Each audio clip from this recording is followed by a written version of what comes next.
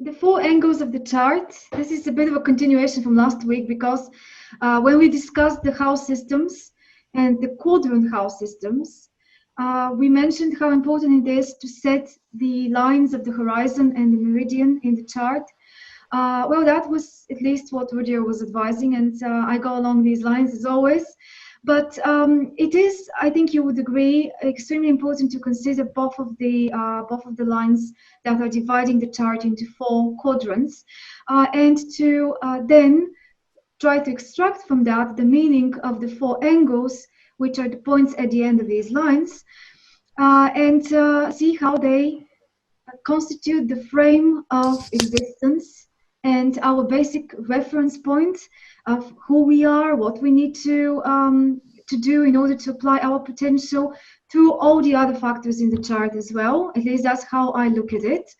I would speak about my one at some point, just briefly, to give you an example of my line of thinking when I analyze a chart, mine or somebody else's, doesn't matter, and what I'm looking for, how I interpret the four angles. But I also want to hear from you. So I want somebody else to start and just share whatever you want to share about this. And let's see where this is going to take us. Who wishes to start? Dwayne? Maybe? Okay, sure. Okay, go ahead. Okay, I'll share my screen here. Please, yeah.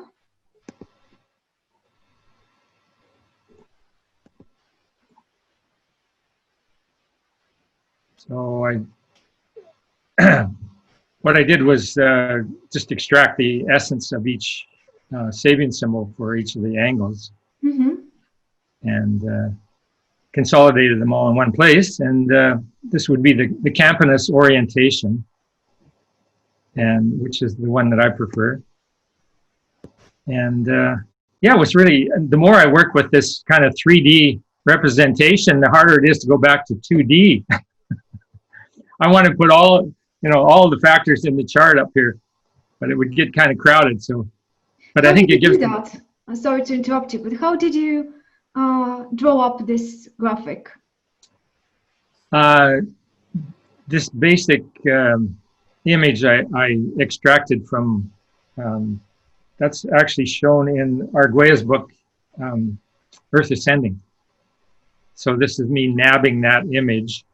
And then I just cut and paste, for the different angles. Yes. And then I put this guy in the center, because that's where you are. This is a very medicine wheel approach, in my view. It's very common in North America and in Central America with the Mayan and the Toltec cosmologies. To establish yourself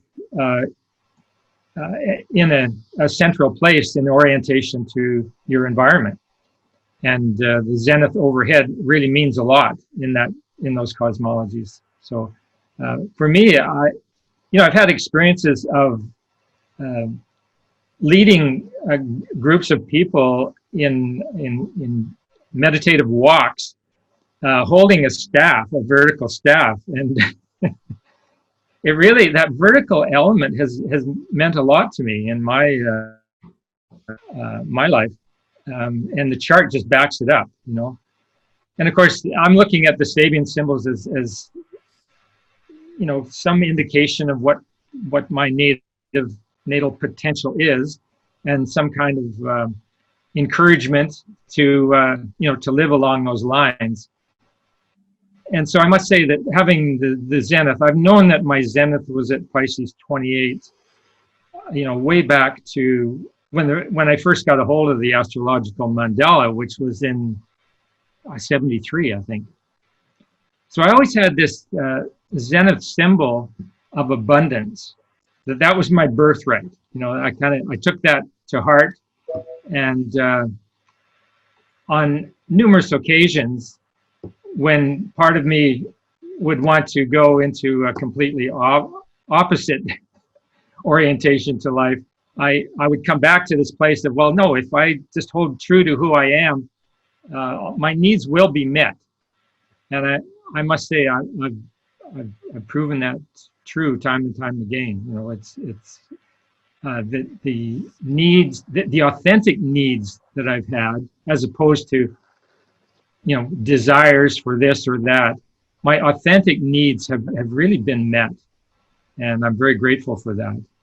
And it continues to this day. I feel like I'm in a very fortunate situation. For who I am, it wouldn't necessarily work for anybody else, but for me, it feels really right.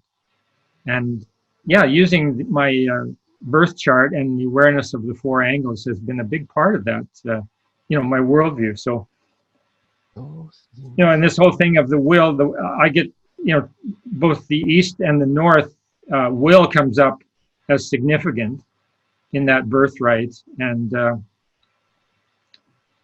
yeah, I guess I feel like I have,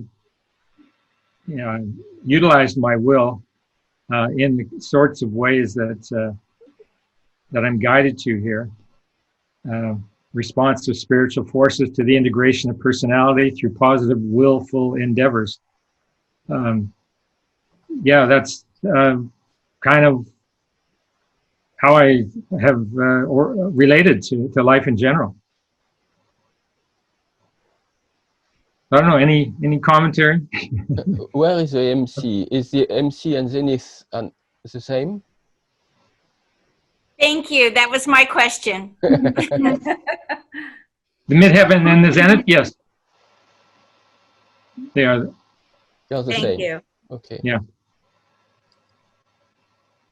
The other names for the MC and the IC, the Zenith and the Nadir. If you have, I think probably just Rudyard refers to them in this way. I haven't really met these names in other places. Usually they're just called the IC and the MC, and so with those other like longer, not the abbreviated versions. But yeah, it's actually the point right above you, the physical point right above you is the zenith, with which in this sort of house systems like Campanus, Placidus, and several others. I think actually Placidus is more time-based, so it's the space-oriented house systems. In them, always, as a rule, the MC and the zenith are the same point, while in other systems we have a difference there. The beginning of the 10th house is not the highest point above when somebody is born. I think there is a little difference of.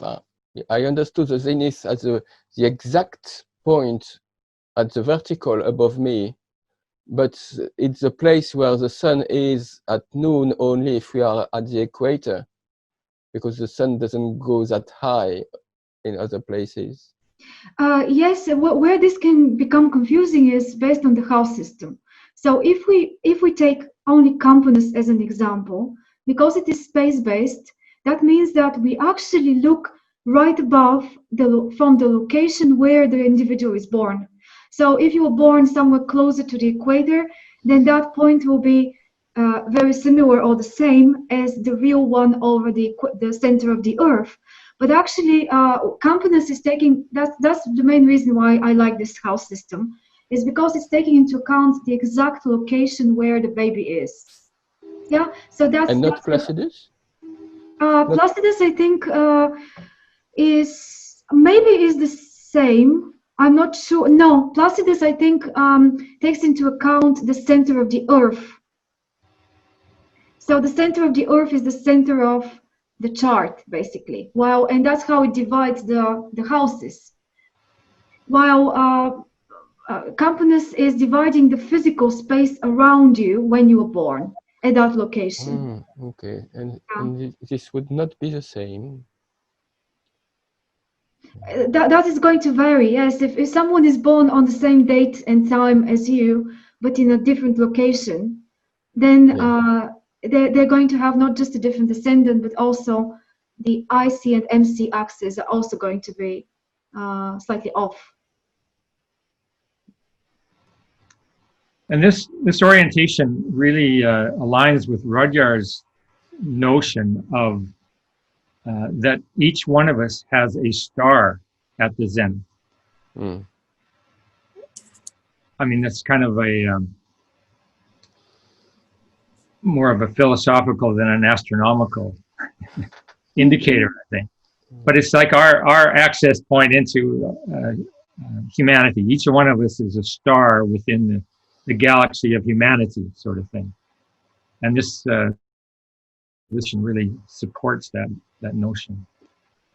Yes, which is the reason why he proposes that we calculate the zenith point in that way, by actually not splitting the ecliptic in a way that gives us mathematically the points, but actually looking directly up physically from that location. And if there is a star there, assuming as Dwayne said that there is a star there right above, then that becomes your personal guiding star for your life.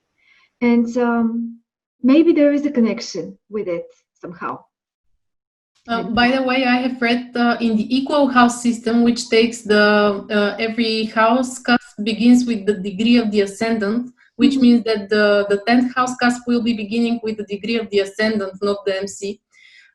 So they say that when the MC by directions reaches the zenith point, then something happens for the person in terms of career and vocation. So zenith point is also important, even in that house system, you're saying? Yes, it's always important in any house system. Right. So it's still calculated and marked on the chart, is it? Because I haven't really used that very much. Yes, me neither. But while I was like looking into the whole sign house system, I just came to this, and it makes sense. I have tried it for some people nearby, close relatives and family, and it works. So basically, Tveti, you're saying that whatever system we use, there is always this point right above. However, we want to mark it in the chart, whether it's something as important as one of the angles or something else as a more minor factor, it's still there and it still can be. Yes, even in the whole sign, it's used. It's just not in the 10th house.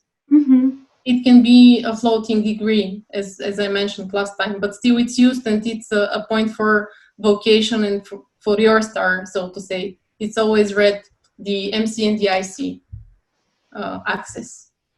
Right. But they don't always correspond to the beginning of the 4th and the 10th houses as such in these cases. Yeah, that's a very good note to make, actually, because I guess that's very confusing for many people. What's really the logic behind it? But yes, it's what the difference is here is really again down to how important we think the houses are, and as then this space between ascendant and zenith point, for example, let's say the last quadrant of the chart, that is a particular number of degrees of the zodiac included in that space, which is different depending on which system we use. And then when we split it, we have a different result of if there are any planets there, which house they would fall into. But yeah, that's more of a topic of our last conversation than today. But when I was very interested in the degree of your ascendant, and I see this, a willful man is overshadowed by a descent of superior power. I remember you mentioned some time ago that you kind of stumbled upon the information about Rudyard and other sources as well that started your path in a particular direction. I don't know how many years ago. Was it something like this? Is it to do with something fateful coming your way and then you kind of start exploring it? I guess you're kind of referring to those moments of when the superior power descends. Exactly. Yeah. Exactly. And changes the life. Yeah. Yes, I've had more than one of those, and I'm kind of alert for that it can happen at any moment. Really, my sense of orientation has been that, well, especially synchronicities. I really pay attention to synchronicities because they very often provide the access into that, whatever that expanded dimension is, that superior power, there's kind of clues that come before there's the descent, you know, and that can, and that's where I look to astrology as kind of a divinatory art. You know, I'm kind of exploring my unconscious by exploring the symbols, and they can give just an anticipatory orientation that makes those changes less severe. But having said that, I had the experience in 1986 of a complete full body initiation moment that completely changed my life. I had been studying Arguelles' book, The Earth Ascending, for several months, and there came a moment when I saw, and through that study, I was learning about the Mayan Tzolk'in calendar, which is very pervasive throughout Mesoamerica. So that Tzolk'in is a calendar of 260 days conventionally. Well, on that day in March of 1986, when I had this as I say, a full-bodied initiation, I saw that the path that I was on was actually embedded in that grid of 260 symbols and numbers that is the Tzolk'in. So I was expanded into this realm where every moon cycle has a reference to that Tzolk'in grid. So 260 moon cycles takes you through the whole grid in all of its combinations. Now that takes 21 years, which is 1/4 of the orbit of Uranus. So once again, this is, as I experienced it, it's like an initiation portal into this Uranian dimension. And it actually then becomes a ritual of attunement, you know, which I'm continuing to be on, and which I have provided access for through my website for other people who are drawn to this in any way. Every new moon, just as we look at every new moon through the Sabian symbols, well, you can look at every new moon in reference to the Tzolk'in. There's a number and a hieroglyph. And as it turns out, the numbers refer to the chakras. So there's 13 numbers. You've got first chakra and seventh chakra, second chakra, fifth chakra, and so on. So there's 13, there's a round of 13, and that repeats 20 times. So there's this whole other wealth of symbolism that's available to us in reference to the charts that we already have. And I've been developing, you know, year by year, different ways of accessing that Uranian realm. The core of all of that is that whole orientation is contained in Arguelles' Earth Ascending. That's really an extraordinary book, and the maps of consciousness that are in it are very resonant with this image that I have here. They're all about whole systems, basically. It's a whole system orientation, and resonance plays a big part in the way you navigate through that. Right, right. And which implies that you yourself have attained a sense of centeredness. And this is something Rudyard is constantly reinforcing, you know, and the whole notion of the birth chart as a mandala of individual selfhood. You know, Yeah. we're at the center of a huge mandala that is our birthright. Going a little bit into the ascendant itself as a meaning, what was interesting to me about this degree here you've got, and your ascendant is ruled by the moon. I think it's probably no coincidence that it's the lunar cycle that you got so interested in, and the every new moon cycle, and so I think there is probably a connection here with the fact that the ascendant is ruled by the moon. But you see how it says the response of spiritual forces to the integration of personality through, and now this through positive willful endeavors. So the willful endeavors is like a key word that I always connect to the ascendant as such, regardless of the degree and of the what sort of sign we've got there. And isn't that exactly what an ascendant is about? What the person initiates and from your own being, without any influences from external forces just yet, but it's an initiation of ideas, actions, projection from within, from the essence of the personality, which is still not recognized, still not conscious. And in this article that I published, that I shared just a couple of hours ago, Roger's article, he speaks about the connection between the 4 points of the chart and Carl Jung's psychological functions of intuition, feeling, sensation, and thinking. Even though he says that's not absolutely 100% full description of what the ascendant, descendant, IC, and MC are, here on the ascendant, we have the connection with intuition. And it's very interesting, I think, to think about this, to meditate on this a little bit, of how intuitively we react on the environment and especially on ourselves. It's a self-discovery journey through something that comes out of the blue. I don't know where, like in the same way, in the same mechanism, like intuitive thoughts and feelings. So it's like, to me, it's like your intuition is working through the connection to what those spiritual forces want from you, and then you initiate what it takes in order to utilize them. Something like this. Yeah, right on. Right.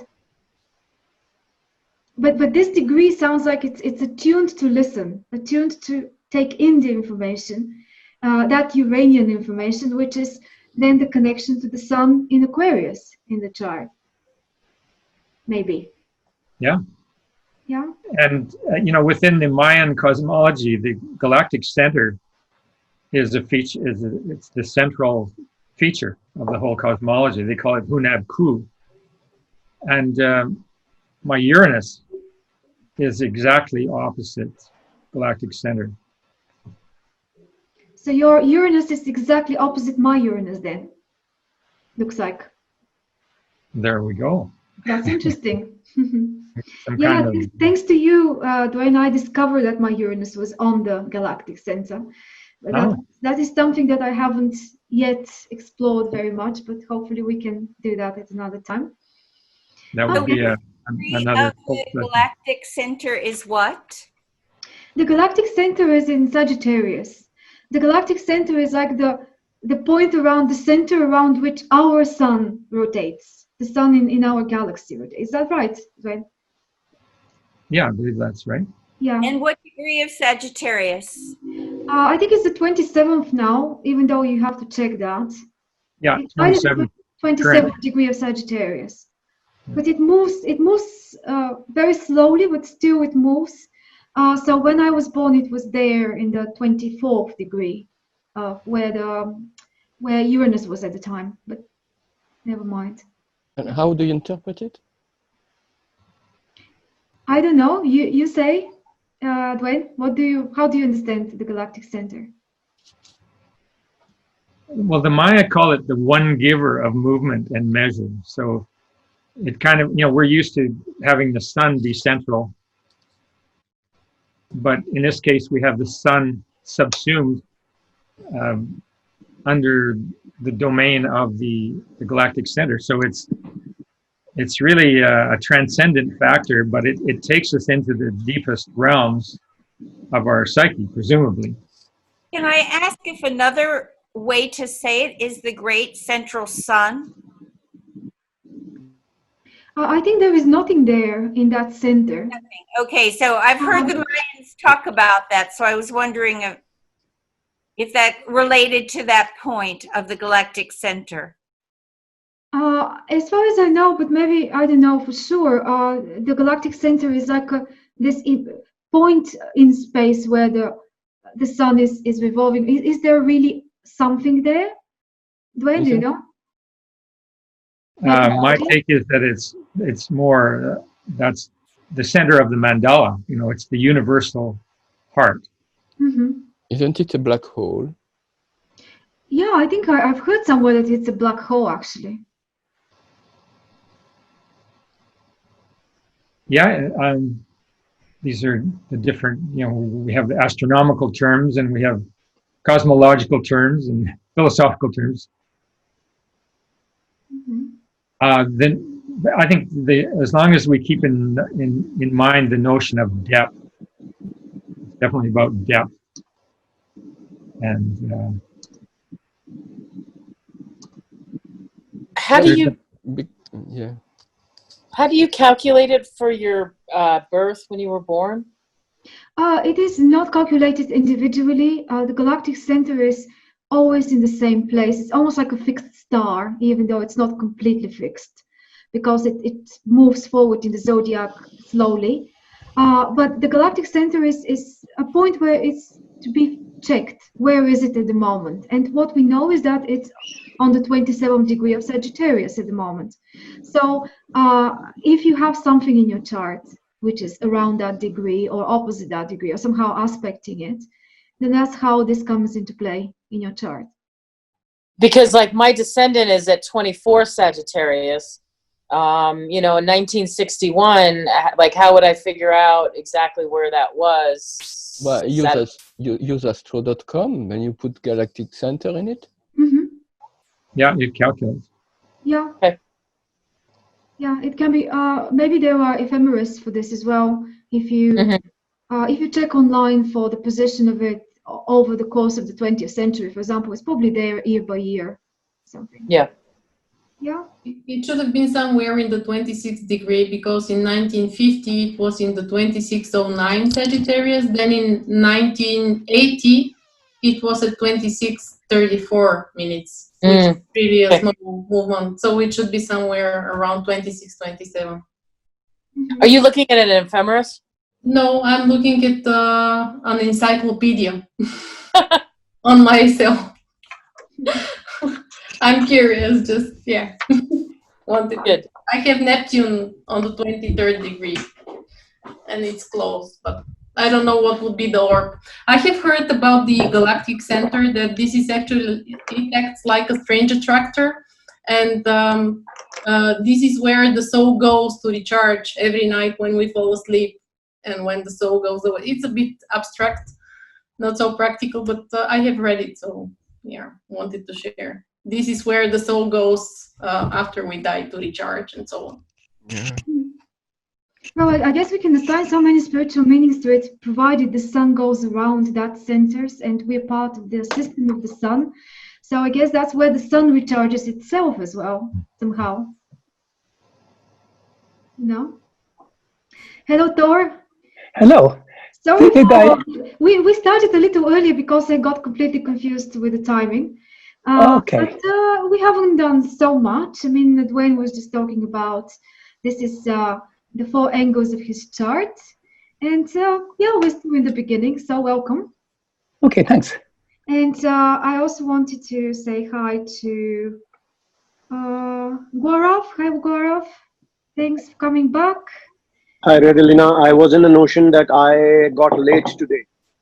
Well, technically yes, but yes, it was supposed to be the same time as always, and I'm in a different location, so I thought it would be a bit later, but no problem. Yeah, it's still, we have a lot to cover from now on, and I also hello to Rosalie, and we've got a few anonymous people here as well, so I hope you guys can hear us, and feel free to speak at any time if you wish. Well, I forgot to mute everybody, but I don't hear any major noise. How about you? Is it all fine with the sound? Good. It's great. Yeah, I think it's stable for now. Yeah, That's and good. you sounded good for the whole time. Just to give you that feedback, your sound is marvelous. Thank you, Lauren. This is such a relief, isn't it? After we struggled, we were speaking with Lauren yesterday via Zoom, and it was a very difficult conversation. I had lots of technical problems, but anyway. Okay, guys, let's move on. Do you have any questions for Dwayne for the 4 angles in his chart? Anything else we need to cover here? How did you integrate have you integrated all 4 of these angles? How do you see that integration? Good question, Lauren. Yeah, good question. I don't know what the answer is. I mean, it's an ongoing meditation, really. I refer to the angles in particular from time to time. You know, there's just depends what I'm coming up against. That's the way I relate to my chart, is that it's there as a repository of wisdom that is specific to my personality. And when I'm in need of support, I look to my chart for clues, you know, how to get through a particular issue or whatever. But I guess, you know, this graphic in itself will serve me from here on in, I think, to be keeping all 4 angles in mind more than I have been. You know, it's been kind of in the background, and this brings it more into the fore. And yeah, it's just an ongoing process, I think, of integration. It's like the unfolding mandala.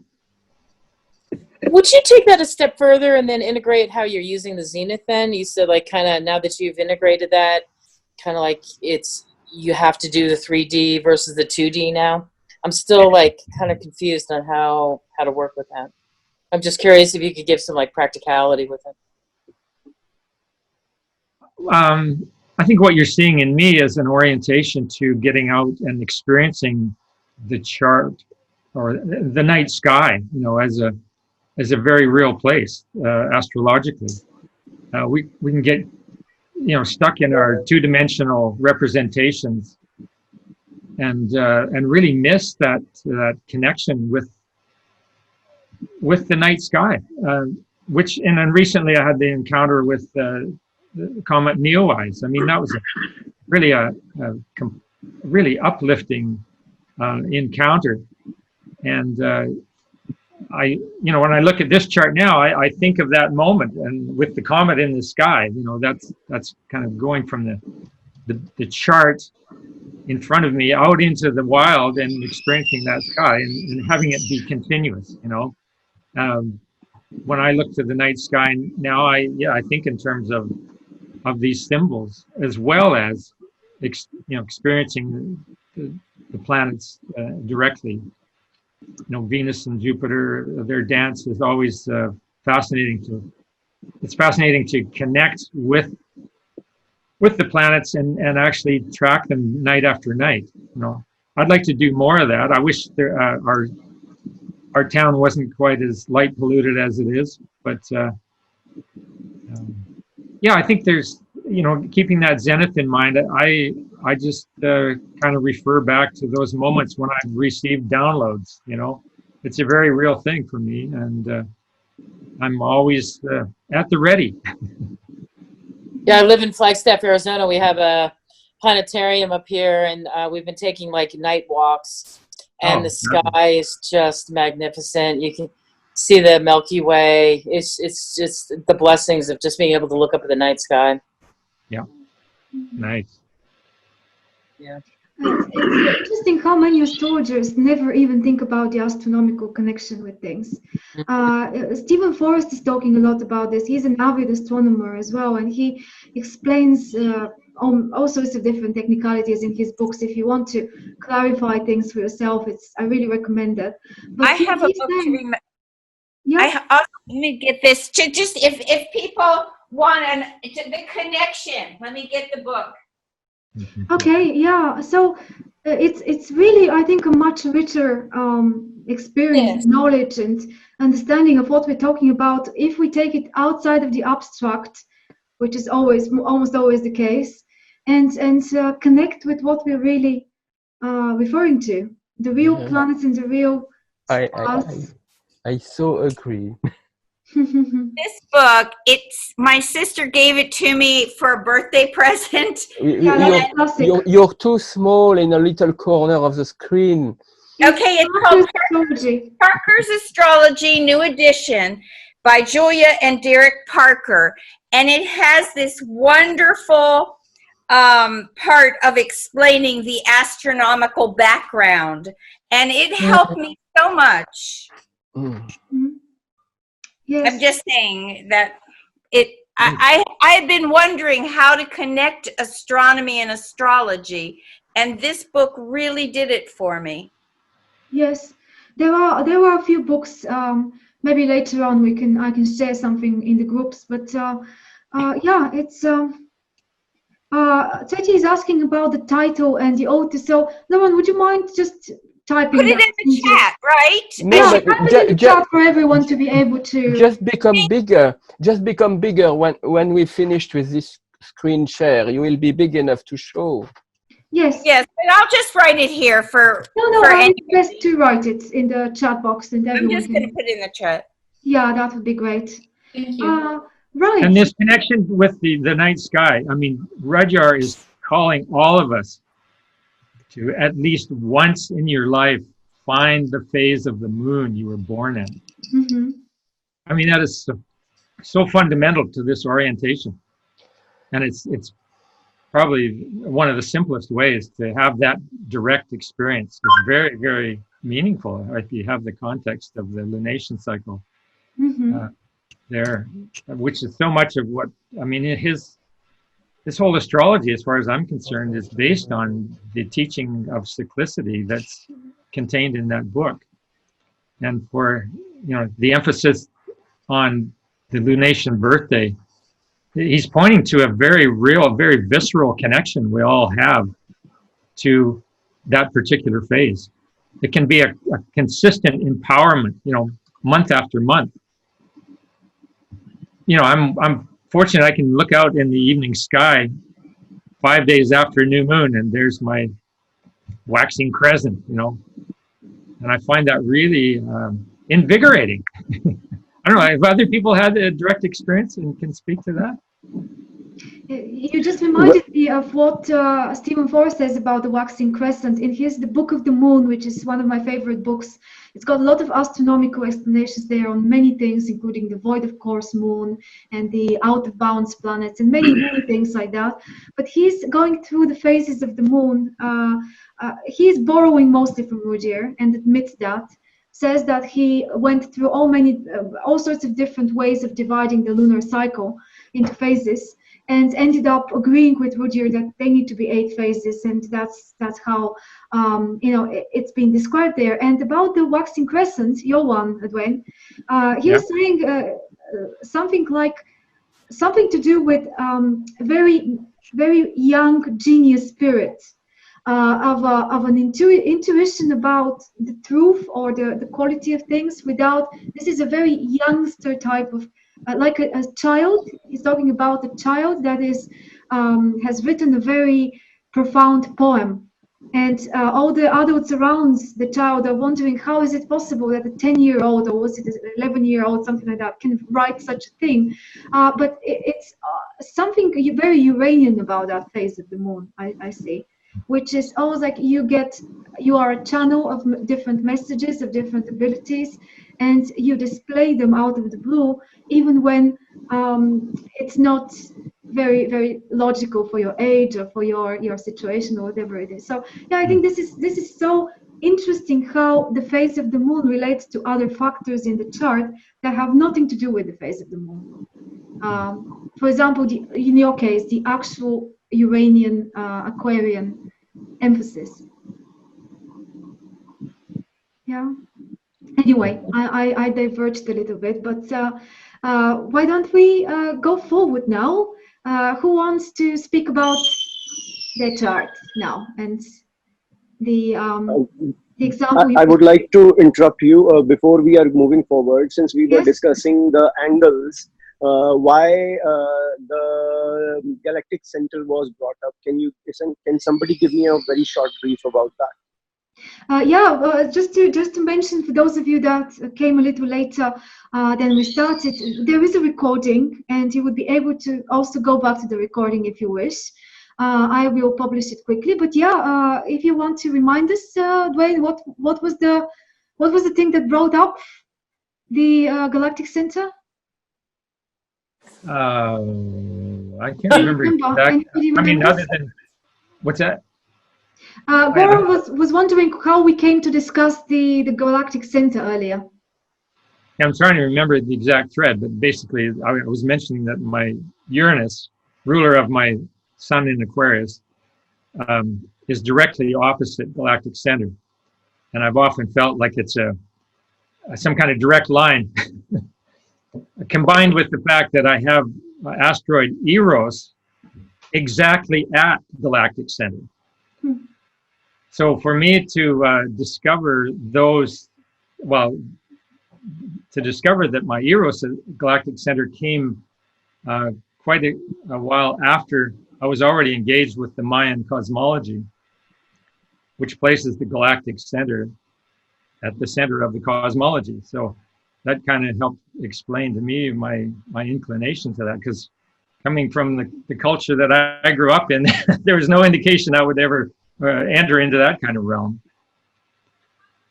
Well, in fact, I also found some interesting facts very similar to what you have mentioned here. I was reading some astrological references by the Babylonians in their classical text. And then they mentioned that since this galactic center is at the early starting of Sagittarius sign, they mentioned the Sagittarius sign as a representative of plague or medicines for plague. So I started digging down the hole, and I found out that they were deities that were associated with the sign Sagittarius, and they were very much representative of the galactic center, which they used to worship. And coincidentally, those names, I mean, I'm talking about ancient texts which go 5,000 years back, by the Babylonians, and even the name of those deities somewhat is very much associated with what I have studied in Vedic astrology with our deities. And we also consider those deities to be very destructive. So we consider it either as a saver, when the deity is in a when the basically the god or the goddess is in a very favorable position, it's calm and quiet, then it gives you results like cure and health. Otherwise, it may start the destruction of your life, or I mean, at an individual level, yes, it may show some disturbances, because it's the starting of the journey after the Scorpio, and we already know what we consider the Scorpio for. Yeah, so yes, we mentioned also that if you have something around the galactic center or aspecting it, I guess that it's if you go to the if you work on, because see, when this pandemic happened, I started researching a few things that were related to it. So I took planetary data for 5,000 years, and I researched down the history few major pandemics. Now I took about 25 major pandemics and epidemics, which resulted in about casualties of more than 100,000 or 500,000 people and beyond that. So what I found was there is one very specific planetary reoccurrence that every time happens in a pandemic or an epidemic in the sign of Sagittarius. So that was very perfectly aligning. So I did my research work. I have in fact presented that research work on YouTube as well on my channel. But it's really very interesting with the deities. And when we are talking about lunar mansions, the constellations of that zodiac sign, then there is something really specific that happens in that constellation. As I guess somebody in the group mentioned it, we have the galactic center where there is a black hole. and we have the most massive black hole there at the very early starting of the sign Sagittarius in the first constellation itself, which we call lunar mention named Mula, or Moola or Mula. That is what we call it. So the DT is attached to it, and the a reference is attached to it. And even if you look at it visually, or today we have the ability to see it through telescopes and other instruments in the space. So it's very clearly given on the internet that it has the most biggest black hole of at the center of our galaxy, which lies in the Sagittarius. So definitely we know that this black hole is a very destructive entity in itself, but again it is also a balancing entity as well. Now when it plays the roles of destruction, definitely when there is a negative combination of planets, when there is combination of malefic planets, then obviously we can assume that there is a negative outcome. In fact, in the month of December, we had an eclipse last year. In the month of December, 26th December, we had an eclipse. And that eclipse, the combination of those planets was exactly in the zodiac sign Sagittarius, which actually happened here. I can mention what were the planets. Just give me one moment.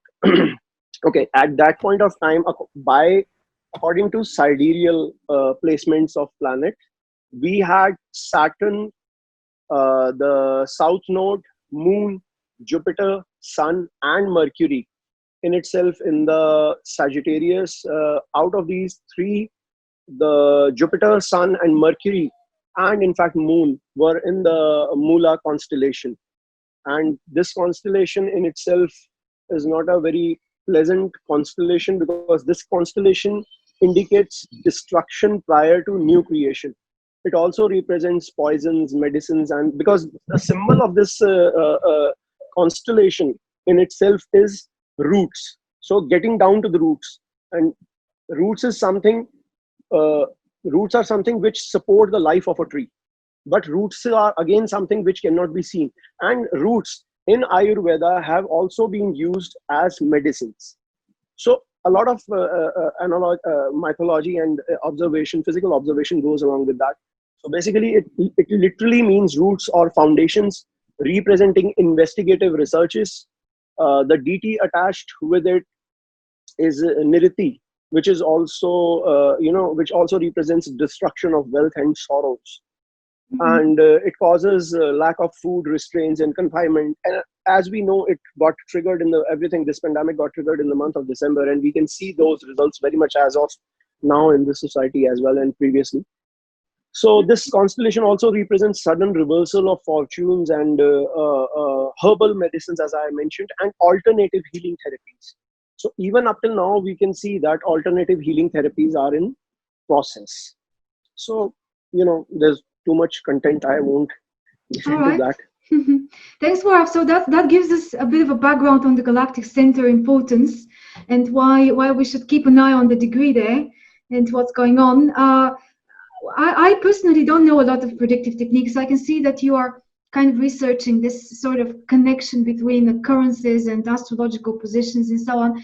We're more into the psychological kind of meaning of things, trying to say that every event is not negative or positive, but it's there for a reason. It may be unpleasant, but even that unpleasantness is meant to bring us to something that in the future will be opening the door or clearing the route to something that's evolutionary, let's say a next step or a better step forward. So in that case, yeah, it is very interesting for me to see what really happened. In fact, we are on the similar track here. See, this nakshatra talks about destruction before new creation. Now, yeah, it is up to you how you are taking that destruction. Are you taking it in a positive way, or are you taking it in a negative way? That absolutely depends on the psychology of the person or the individuality of the person. Yeah. Yeah, because I like sometimes the changes happening in your life may not seem pleasant as of now, but few years down the line you may realize that this really happened for good for me. So it's not that I'm more focusing more on the practicality of it. We are focusing on both, balancing it both between the psychological, the spiritual, and the practical application of this. Right, right. And everything you're saying sounds very much like Pluto to me, like a Pluto transit, a very important transformational turning point, which is always extremely painful and not pleasant at all.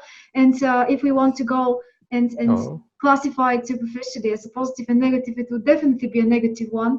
But then in the long run, we can see that it was always hiding a purpose and hiding something that we would voluntarily never do unless we are pushed in a certain direction. So that's interesting. So in that respect, I guess any transit to the galactic center or important aspects could have a very, let's say, transformational effect to the chart or to the external events. And I guess we can make a case of that, even though I personally haven't read a lot of research on this.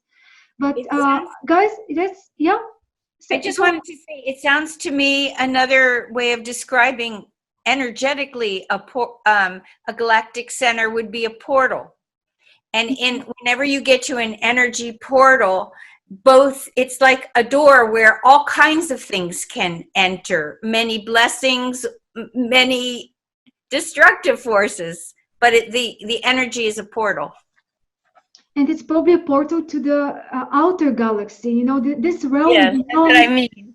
Beyond the like Pluto and the transpersonal planets are transitional factors and agents between our solar system up to Saturn and what goes beyond it. Maybe in a similar way, the galactic center is giving this transition between the realm of our sun and what's beyond that. It's just, I don't know, this is just a suggestion. I have no idea whether it's really the case. But I suggest now we go on and go back to the angles of the chart and see if any one of you wants to give us a similar example as what Dwayne already did. Who wants to be next? Well, I'm really curious. I'm really curious if you would be willing to look at my chart. I mean, I don't really have any information or anything to present, but my angles are being really activated, and it kind of goes, I think, I don't know how you say your name. I've got a Sun Pluto, and with that whole Saturn, Pluto, Jupiter conjunction, it's at my 4th, 5th cusp, but it's activating my Mercury that's sitting on my ascendant, and it's also activating my MC. There's some quincunxes. I don't know if it would be appropriate to look at that, but there are some things going on in my life at my MC that I would hope that maybe you all would find interesting, especially with Jean-Marc here too. Comparative analysis kind of a thing, I guess, if you guys would be willing to do that, or if there was still more information you guys wanted to present or whatever. Laura, I'm more than happy to do that, and I think it's going to be a very interesting example. I suggest we do that a little later when we have spoken about the actual theory behind what the angles are all about and how we interpret the angles as such. And then we can start looking into the chart to see how that might apply to you in your particular case. And use it as a case study, because I don't know your chart very well. Nobody does. So it will be like a new chart we all see afresh, and we are able to potentially apply what we already know, the theory to it. And to take it a step further, because it's had some very dramatic effects on my life, like so many of us, but do we judge it as positive or negative? And certainly knowing the astrology has helped really navigate me through these times. So thank you. All right. Okay. Now I think maybe Tsveti would like to share with us what you wanted to share, Tsveti. I actually, last time we agreed that I can make a short presentation on the floating MC degree and IC degree. So I prepared something pretty small because it was a really busy week. So here I can present the slides. Okay, let me just share my screen. See if I need to give you any permission for that or not. I think I will be able to share the screen. Can you see it? Yes, we can. Okay, great. So yeah, it's because I'm using the whole house system, and I think that nobody else among us is using it. So I was thinking that I can just give you some information. I'm very practical, and maybe not so much on the psychological side. But yeah, 3 planets in Virgo. I hope you understand.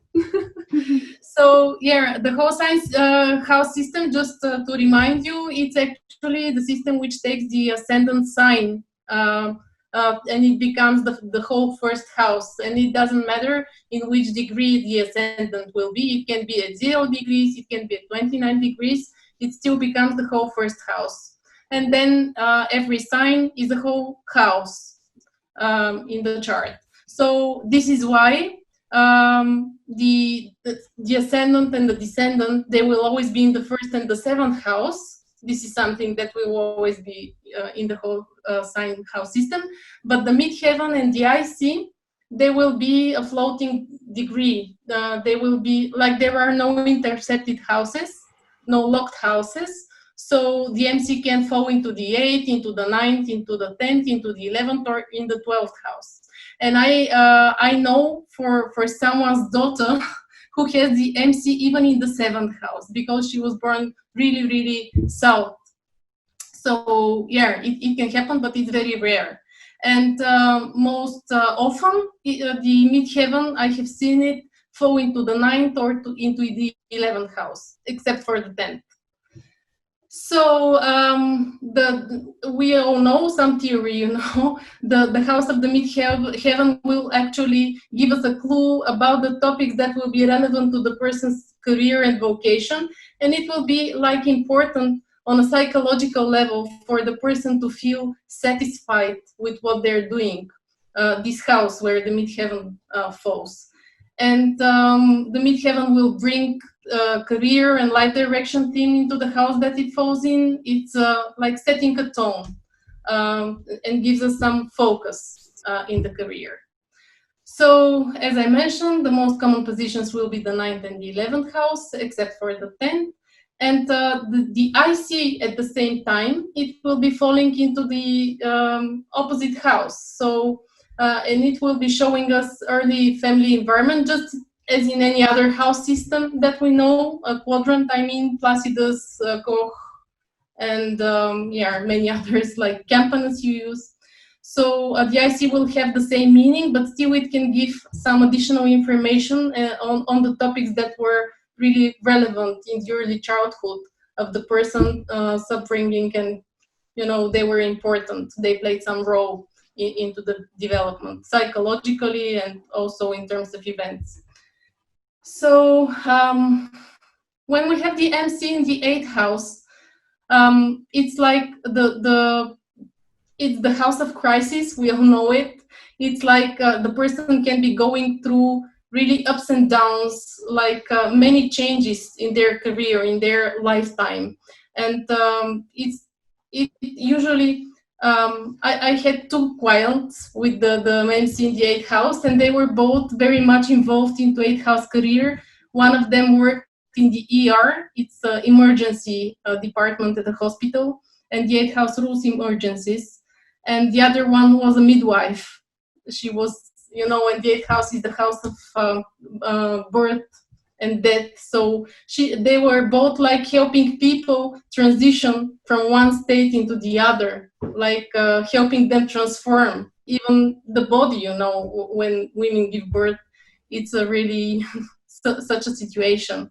So anything that is related to an 8th house career will be important to the person and will be relevant for them. They will be somehow drawn to do it, and they will be searching for recognition in these fields.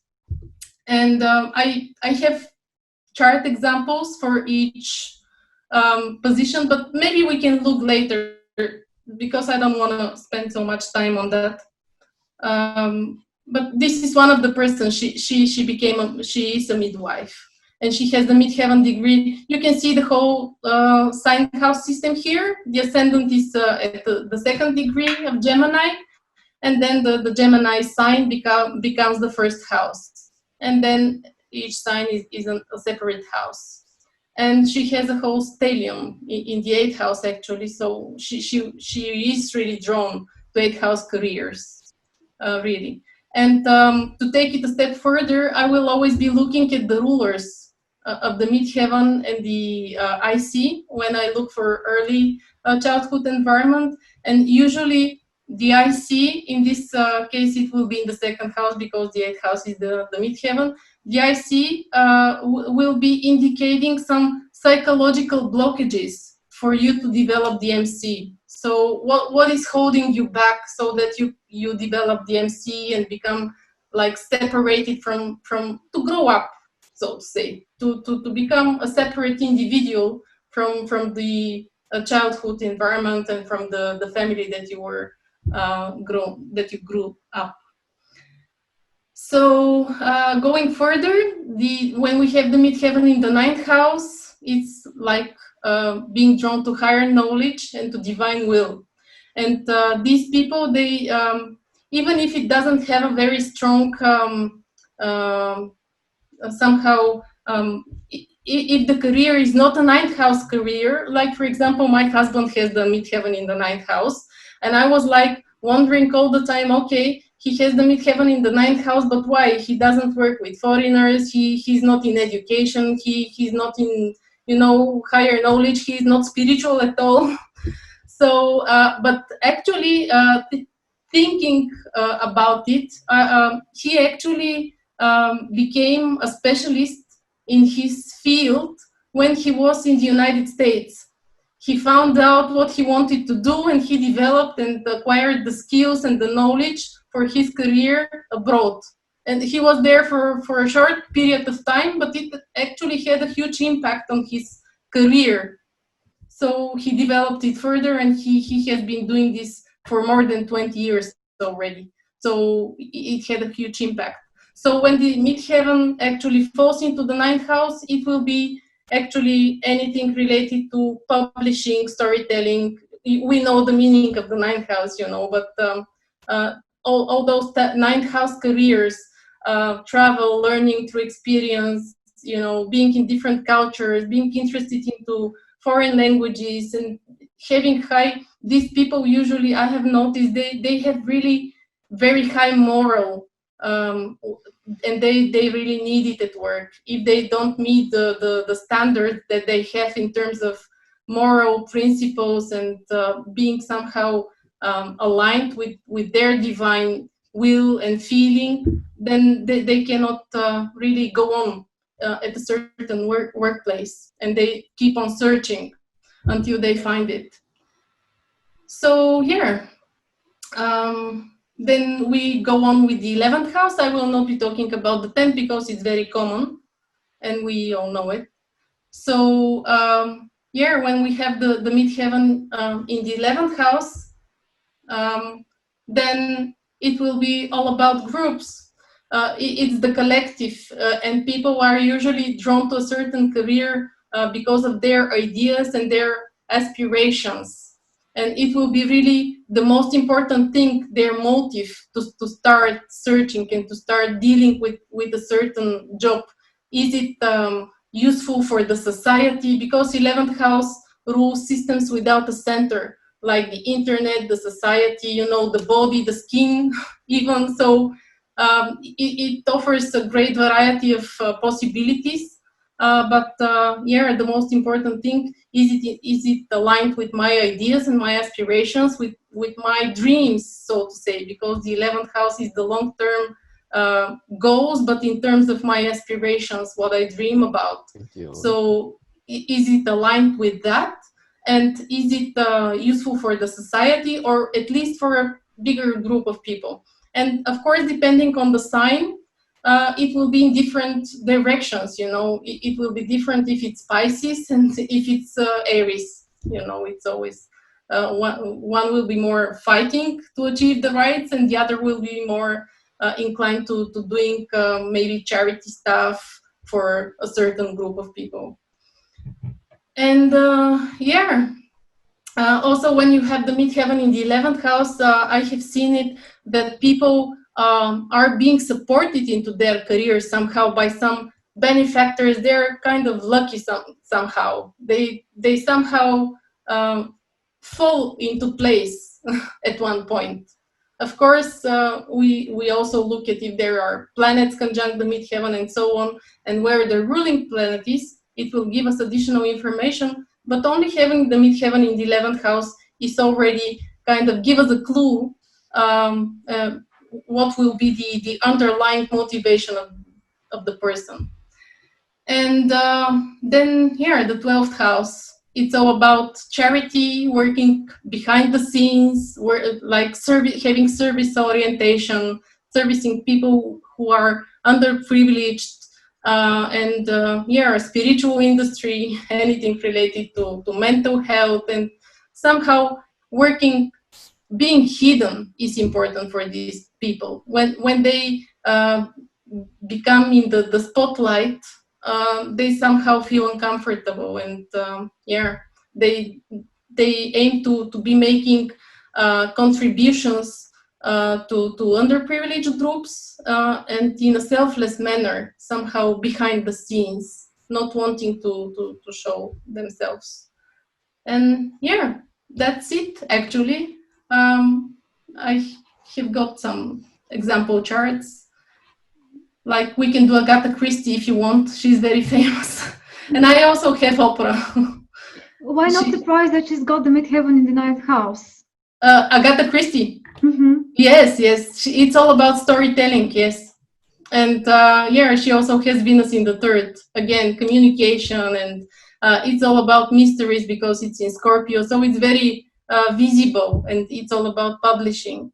So only looking at the midheaven, we will know that she will be like somehow involved into 9th house, like learning languages, foreign cultures, and writing, speaking, because the ruler is in the 3rd.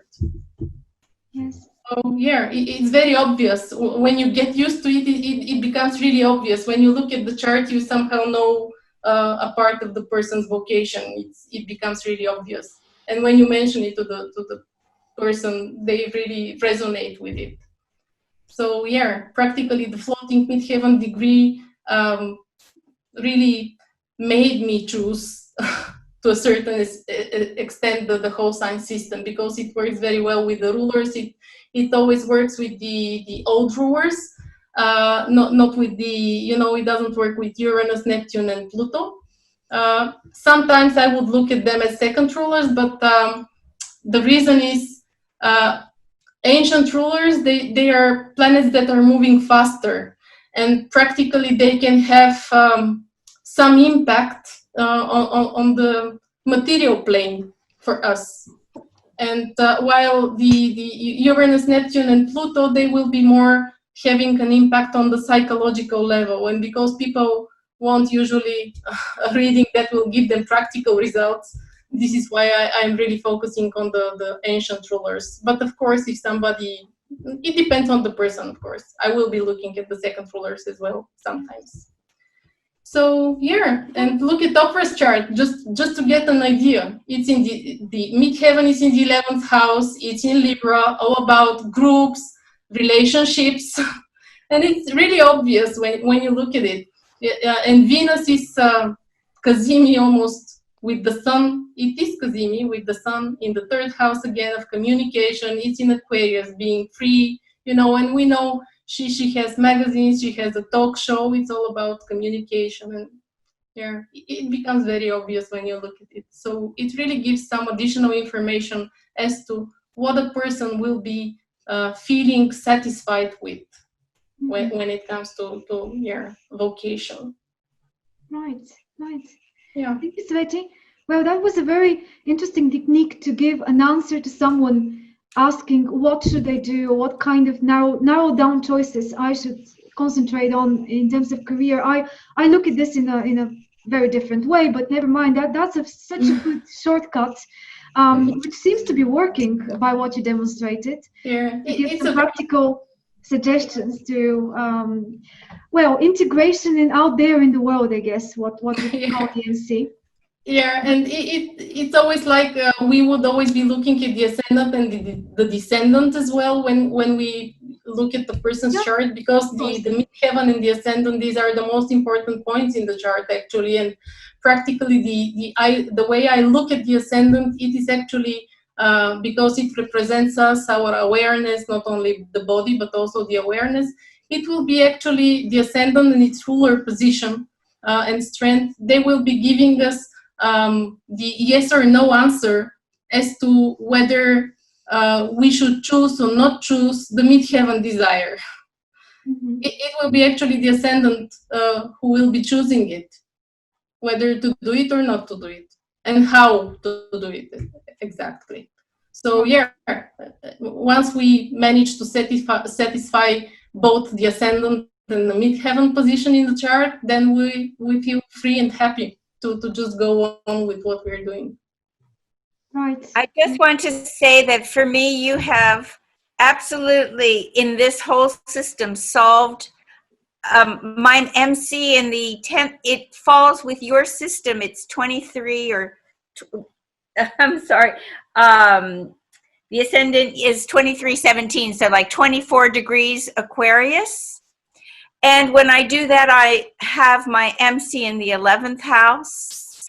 And I've never cared about the regular career. And so it having an MC, but when a whole reason I became what I became in my career was to align with my higher aspirations to serve.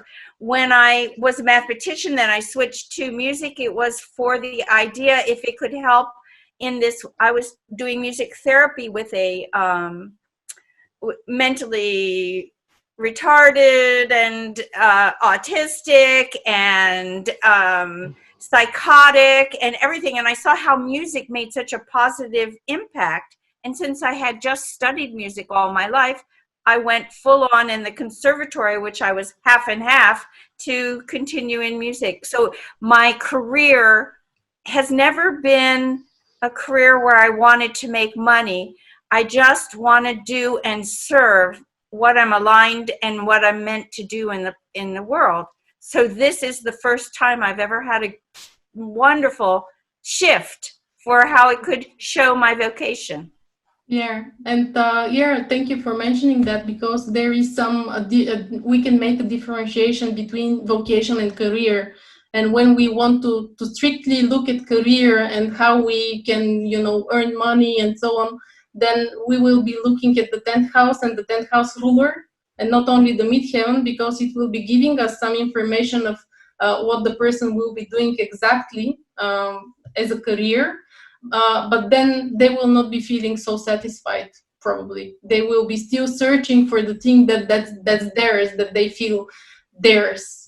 Yeah. And the other piece of it is that I have had amazing magic and good fortune. I was supported by the Ministry of Culture in Spain to do my concerts. Yeah. I arrived there without like penniless kind of thing and made my way, and I've made my way my whole life in a very unusual way by the grace, you know, I think of being hosted by God almost. Yeah, especially if you have the ruler in the 5th house, that's the feeling. So anyway, that I'm just confirming to you personally, I match up with how it takes me from the MC in the 10th to the MC in the 11th.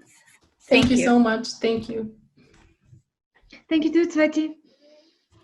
So right. I will stop sharing now. Yes. Okay. Yeah, you can stop the share now if you want. All right. Well, now we have more people. Welcome to others that joined just a few minutes ago. Hi, Raven. Hi, Isabella, and your friend. And Gabriela, hello to you as well. Hello. Sorry if I'm missing someone. Hi, Jeannie. I didn't say hello to you. Hi. For a while. Sorry, we got a bit confused today with the timing, but yeah, it's all good now. I think we're gathering finally. Right. guys, I think this is a good time now if you want me to give you a bit of my perspective on the charts and on the angles very quickly. I hope I won't take too much, so others can also participate. Let's see how we are with time. Right, yeah, we are good with time, I think. So I'm going to share with you now my screen.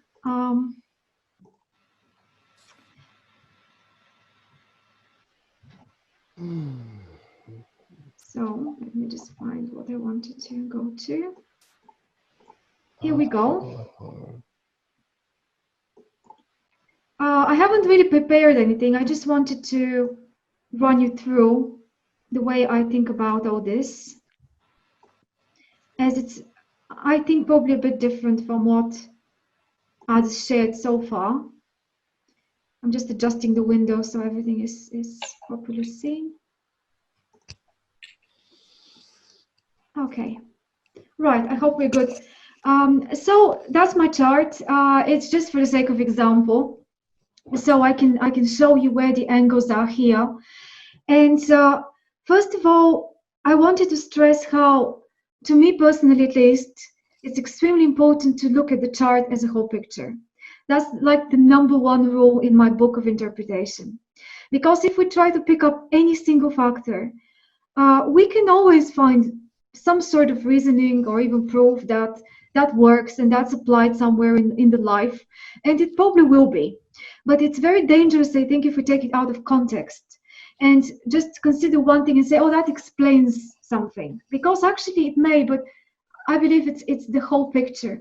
And one of the first things that I do when I look at a new chart, pretending that's a new chart, is to fixate the angles of the chart, and that's the ending points of the horizon and the meridian lines that basically divide the wheel and the mandala of the chart into the 4 quadrants.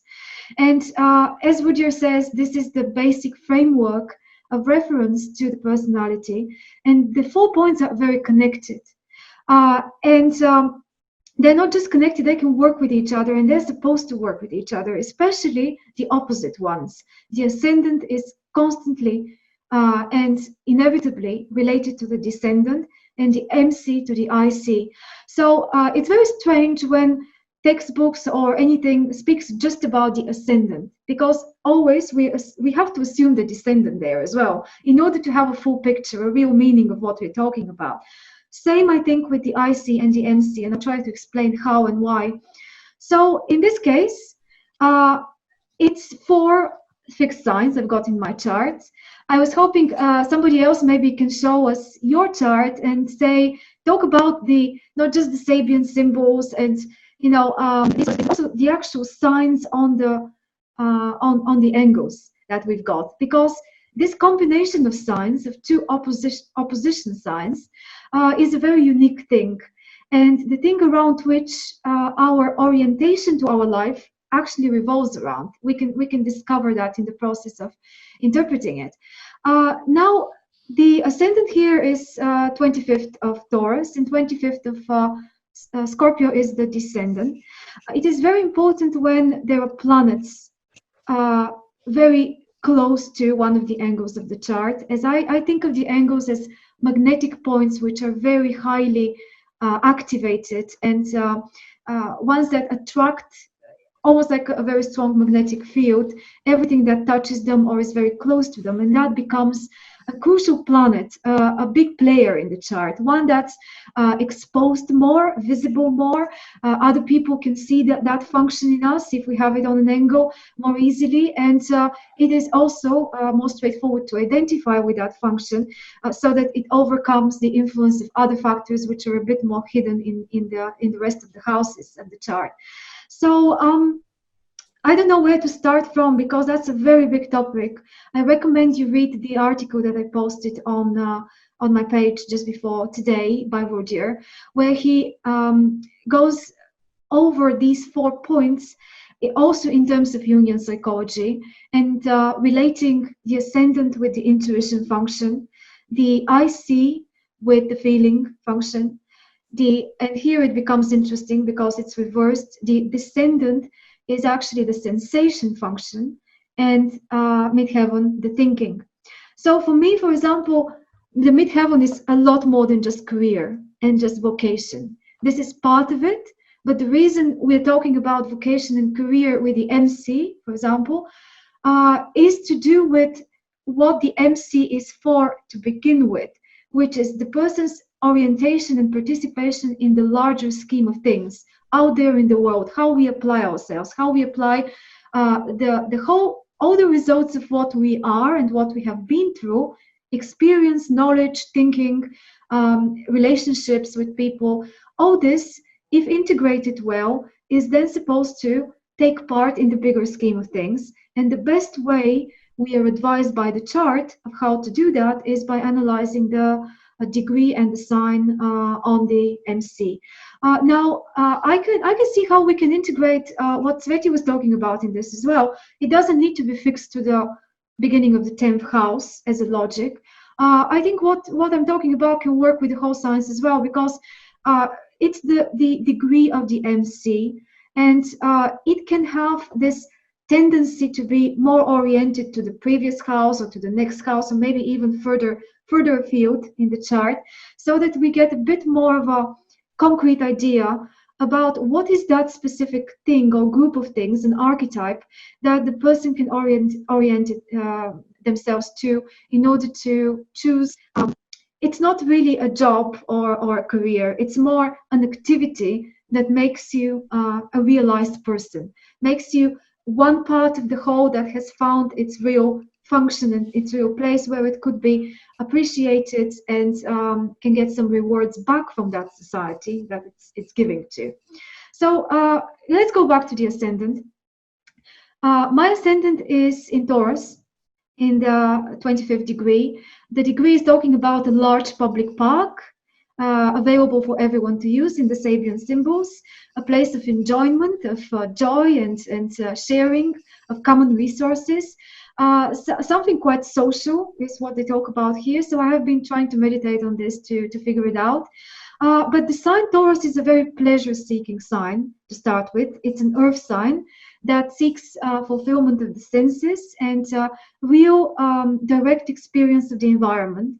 So the way I understand the ascendant as such is to do with this intuitive feeling of how to project yourself out there in the world as an individuality. It's the individual factor of existence that has this charge of projection in it that then attracts to you the kind of reaction that sign of the zodiac is tending to give out. So it's a lot more than and beyond just the textbook specifications of it, like the mask or this uniform that we wear when we go out in the world automatically without even thinking. It is all of these things as well, but it's something even more basic, I think. It's an instinct of projection. And that instinct, I have discovered, is very awkward for most people. Most of us, especially when young, I think don't feel very good in this almost like alien skin of the ascendant, because it feels like something we are not experienced in. We don't know how to use properly and consciously, as it comes from the depths of the unconscious. It's got a background to it, and that background is in the 12th house. So the way we express the ascendant and everything that goes on in the first house is a self-projection and self-realization, has a background story in the previous house of the 12th, which is really the realm of unconscious, including ancestral conditioning that we're born with, but we don't yet realize, especially when young. And it is somehow pulling us in a particular direction to express ourselves this time around through the ascendant. So this 12th house, Aries and Pisces, and a mixture of signs in the 12th house, including Taurus, I feel like has something to do with the self-realization. With the sign of the ascendant, in my case, through the sign Taurus, is how I experiment with the world. I think we experiment with our ascendants to feel more familiar with who we actually are, to familiarize and prove ourselves to ourselves. There is a sense of uncertainty with the ascendant, which is why it's not very easy to direct it and to use it consciously, but it is always the right mask for us. It either hides something or exposes something that needs to be exposed in the chart as a whole. So it's Rudyard's idea that there is a background to the angles from the previous house, from the succeeding house. And here in the 12th house, I've got Jupiter. So this Jupiter is motivating a lot of what I do in the first house, and this self-projection. So yeah, it's quite unconscious, the ascendant, the way I see it. And it doesn't require an audience.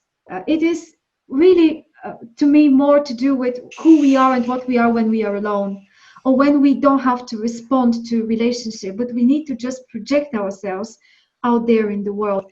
While the descendant, the opposite point, they're always related, they always go hand in hand, is this automatic reaction to relationship, how we adjust to the environment and how we fit in when we have to compliment somebody or something else, or we need to have this intuitive sensation. So here is the function of sensation of what the other person or the situation needs so that we can respond through it.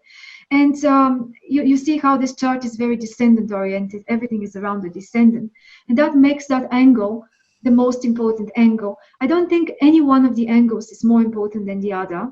They're all part of the so-called cross of incarnation. But in some charts, this angle where there is a concentration of planets around and there is a planet exactly on it, like in this case, the moon is exactly on the descendant, as you can see, becomes a more of a crucial factor and something that we go out with more and is used more. So yes, this is a moon that has been causing all sorts of trouble and all sorts of also advancement. I mean, but this is the most active planet in my whole chart, and the most how can I say, the one that is also visible, the one that other people see in me most often. So the descendant and the ascendant are an axis. They are 2 points of the same, kind of the two sides of the same coin.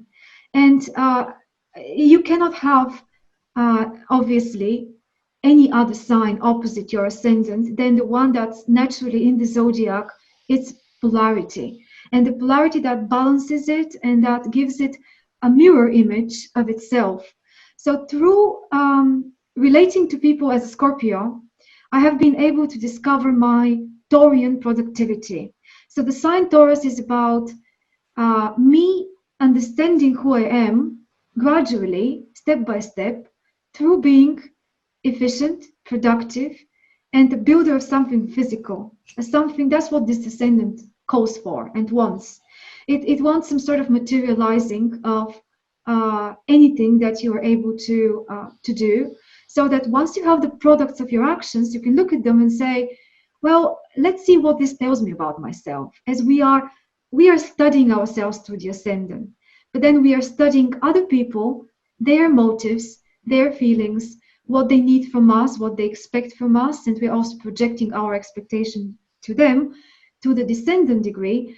And this, in my case, has been the predominant theme, relating, adjusting, working with people one-to-one, being genuinely interested even more in other people's affairs, life, business, psychology, whatever, than my own. You see, there is nothing around the ascendant in this chart. There is no planet there, but there is so much going on around the descendant. So there is already a disbalance towards the descendant in the chart, showing that the personality will be attracted to relationships and will be drawn into relationships in a kind of a fateful way. On the ascendant and the whole section of the chart which is around the ascendant, we are the governors of our own karma or mission or actions. we need to initiate things in order for them to be happening.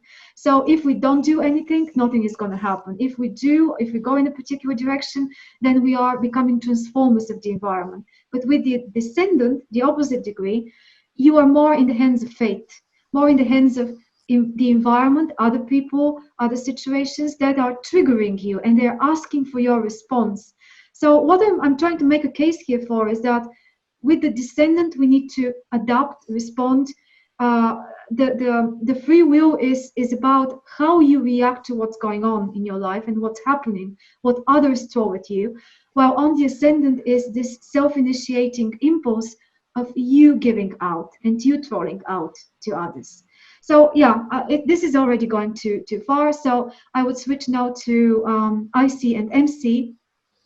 Just before that, this axis of consciousness that the horizon, ascendant, descendant, is called by Roger, and I think not just by himself, is to do with the fact that based on how broad our horizon is, how far we can see around ourselves on the surface of the earth, is how conscious we are, how much we know about ourselves and other people.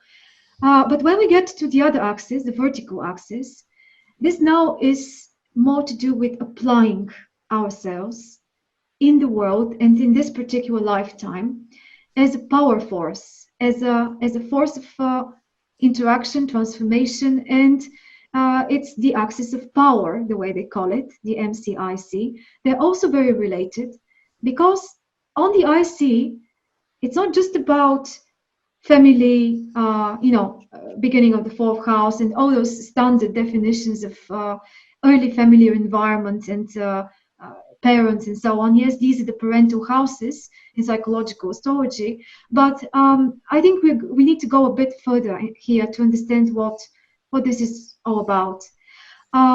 This can be compared to a tree with the roots on the IC and the crown of the tree on the MC, where we've got our essence, our roots and stability, sense of stability, sense of real personality and ego, mentioned as some sort of a symbol to the degree and the sign of the IC.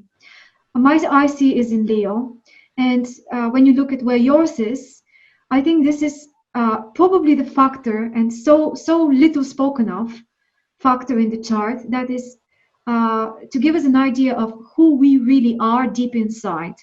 But this who we really are as an ego is something a lot more conscious than the ascendant, but it is a lot more hidden.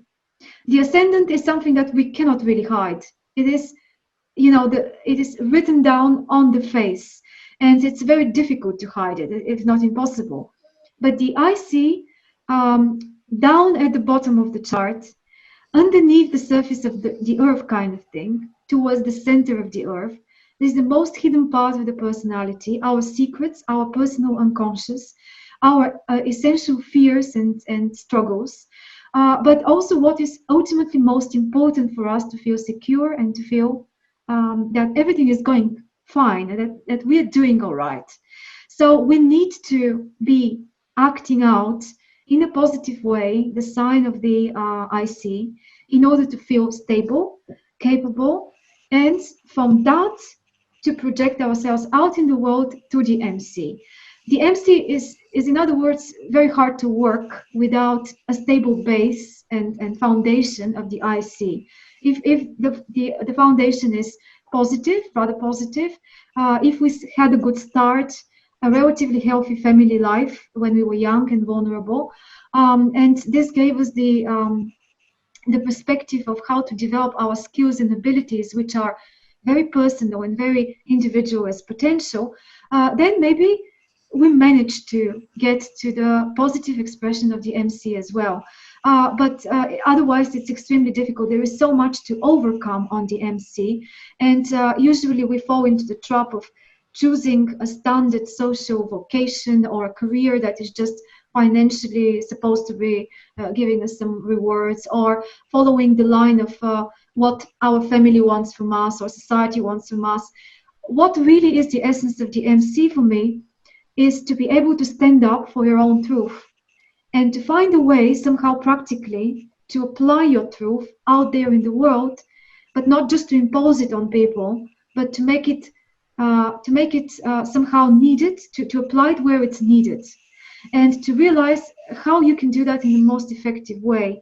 And then if you manage to realize this and to choose the profession or the vocation or the activity in that way, then you are kind of killing two birds with one stone. On the one hand, you've got this real, authentic, personal satisfaction that you're doing the thing that expresses your potential, your chart, and that not only that, but this is also recognized, appreciated, you're paid for it, or even if you're not, then some sort of success is guaranteed about it, even after the lifetime. And it doesn't need to be directly earned or directly recognized. As long as we follow the right path of the chart, the MC kind of hides this potential of a guaranteed success if we consider success as the best application of who you are in this life, in this world. So here I'm dealing with Leo and Aquarius, and I think that's very relevant to my case. I really identify with all those signs. For example, the Leo section has no action around it. There isn't any planets around there, and it's obviously not that accentuated. But I do know personally how this works out. There is a certain form of creativity and desire to shape my personal world in a very personal way, because Leo is a personal sign. It needs to transform the environment to the liking of whoever you are. So if you're decorating a house, you want the house to look like you, like your taste, to express your taste or your desires, for example. And anything you do, it also requires an individual action. So you prove yourself through your own creations, and when you have them, then you feel strong and you feel secure. And my favorite is the MC in Aquarius, which has so much to do with, I think, with what we're doing here and my connection with all of you. I really crave this. I really feel like whenever I get exposed in one way or another, which I don't like very much with all this fixity and all this water in the chart, this needs to be in somehow in an Aquarian way, where we are together, we share, but nobody is any better than the other, or any, I mean, how can I say, there is no superiority or inferiority in the group. It's more a mixture of different approaches, different ways of thinking, of imagining things. And it's a way of exploring astrology, in this case, from so many different perspectives. So I know that I knew for a while, since I've been thinking about this MC, that I need to find a way, a channel through which I can gather a group or take part of a group.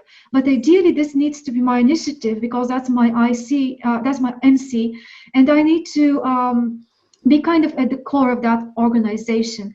Because on the whole axis of MC-IC is the way we actually act out there in the world. We apply something that we already have and try to promote it in a way, and try to work with it and make it efficient.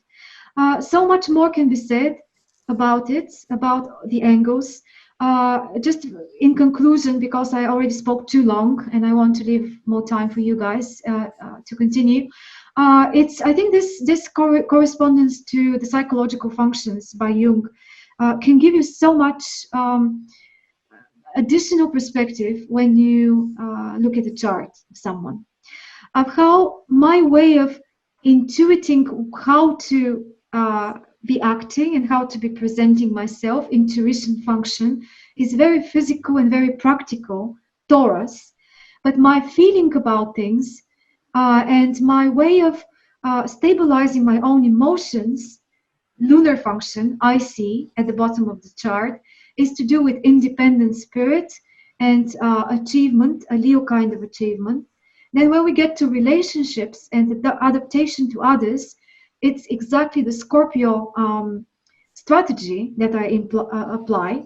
because I try to analyze the psychology of others, extremely interested in how they work, how they function, what is their perspective, and that becomes the focus of the way I relate and I want to be related to. It's just the style of it, but the sign really colors that style.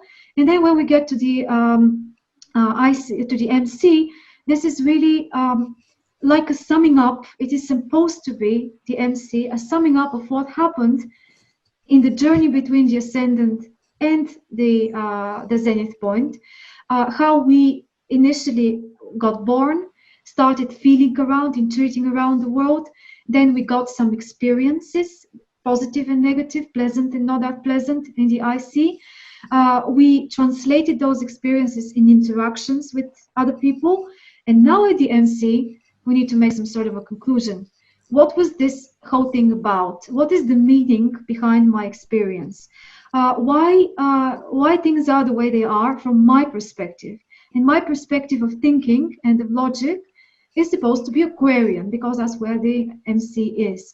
And through that sign, I need to seek ways of reaching conclusions for myself and meaning. And finally, I think this is very important, what Rudyard introduces, about always having in mind, when you speak about the ascendant, what happened in the 12th house, to condition it, as this is the ancestry behind the new birth.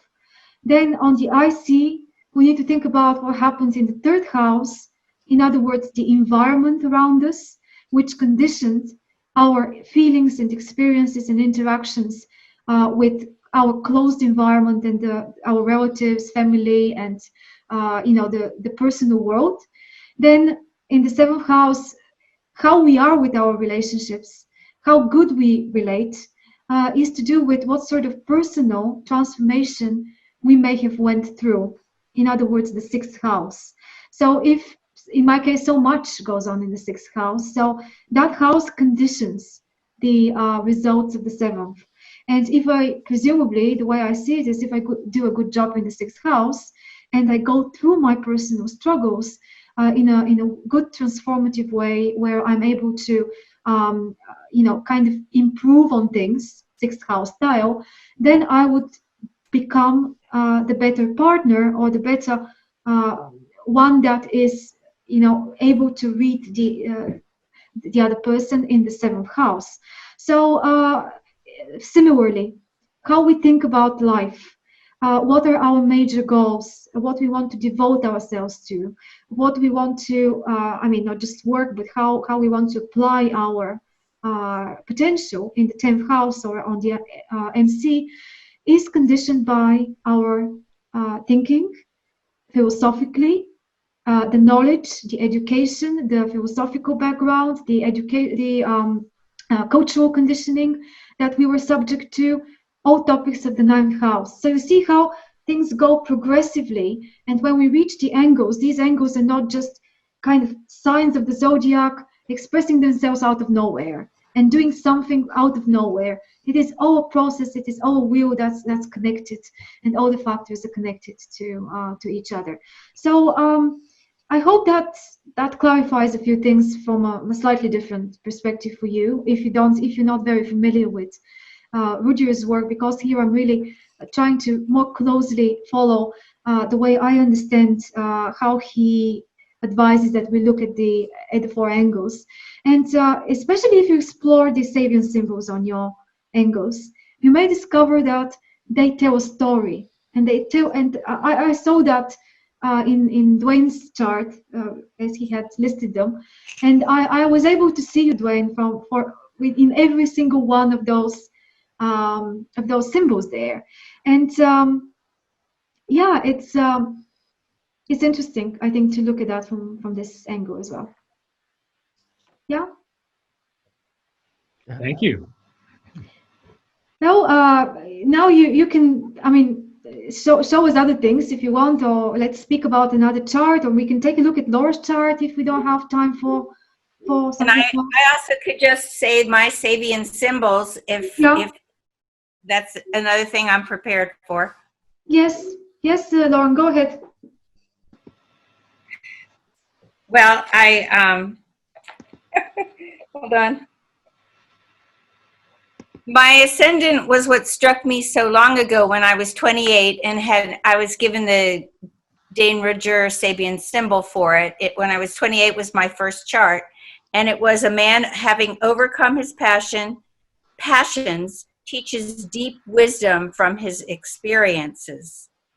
And that really struck me because I have struggled with how passionate and emotional I can be, and also have gained a lot of wisdom from having extremes of feelings. So then my descendant is Leo 24 degrees, which is totally concentrated upon inner spiritual alignment. A person completely neglects their body. So I thought that was interesting. I had never looked it up. And I think it's like you do anything and you don't pay attention. Musically, sometimes even I did that. I would just be playing and I'm only listening for the music, and I'd maybe sitting in a bad position for my body or something like that. So developing total concentration at the descendant. And then at the zenith MC, a mother leads her small child step by step up a steep stairway, and then the descendant, or not the descendant, the IC, a quiver filled with arrows, man's aggressive relationship to natural life as a basis for survival and conquest. And it said in the ultimate, Dane Richard said, you aim and you're shooting towards your own ego. You're targeting your own ego. So I think having my life as I have, I really see that I woke up pretty early in my lifetime. I had a lot of altered experiences that weren't recognized. And somehow I feel that I had never looked up my IC before this day, and I had never looked up my descendant. And I somehow see how they relate. Now you see how that's one of the things that I'm so I don't know, frustrated about so often is how we are ignoring the descendant and the IC. As most textbooks are just concentrating on the ascendant and the MC. Well, that's also part of traditional astrology, but that's hopefully one of the things that we can start changing nowadays. And I want to show you this. This is one of my favorite. It just happens to be, if you can see her. Yeah. That she's got her quiver of arrows. You see?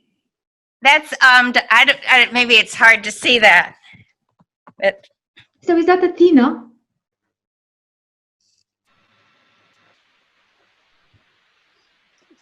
So strange. Lauren? I was wondering, is that Athena? Which is the one that has the arrows? That Traushi goes. Diana is the one name for her. Yeah. And Artemis. Artemis. Artemis. It's Artemis. And that I have loved that Artemis lamp and statue so much. And to find out that's an image for my IC is funny. Yes, there is always something very relevant to people when I point out the degrees of especially the ascendant and the descendant, yes. Or something like here in because we looked at Lauren's chart yesterday. Lauren, it's interesting, I think, to mention the descendant one. I didn't hear you mention that. Maybe you did. Okay, I did, but maybe I have the page 145. 1 second. I can tell you what it is. It's an evening clone party, the descendants in Leo, the 24th degree of Leo. I And know I have something different. 24 Leo, totally concentrated upon inner spiritual attainment. A man is sitting in a state of complete neglect of bodily appearance and cleanliness, an interior focalization of energy and consciousness at the expense of all forms of outward activity and care. Now that is 24 Leo in this book. That's very strange, as I had something completely different. I know, and I kept looking for an evening log there. Because the Sabian symbols are numbered from 1 to 30, and the degrees of the zodiac in the chart are numbered from 0 to 29. Yes, we know that, Jean-Marc, but I was having this automatic calculation through the website, through James Burgess's, I think it was, of Lawrence chart, and that's what it gave me. But maybe I just miscalculated it. Let's just very quickly. Could you check? Because I was thinking, where's what you had said yesterday? I couldn't find it. So, but this that one that I told you yesterday was so telling. I think it was so interesting in terms of your whole chart, and how it just made a lot of sense to me. But maybe I'm wrong. So let's look it up. Let's look it up. Yeah, that's what I'm doing. But you can continue talking while I'm doing this, because But anyway,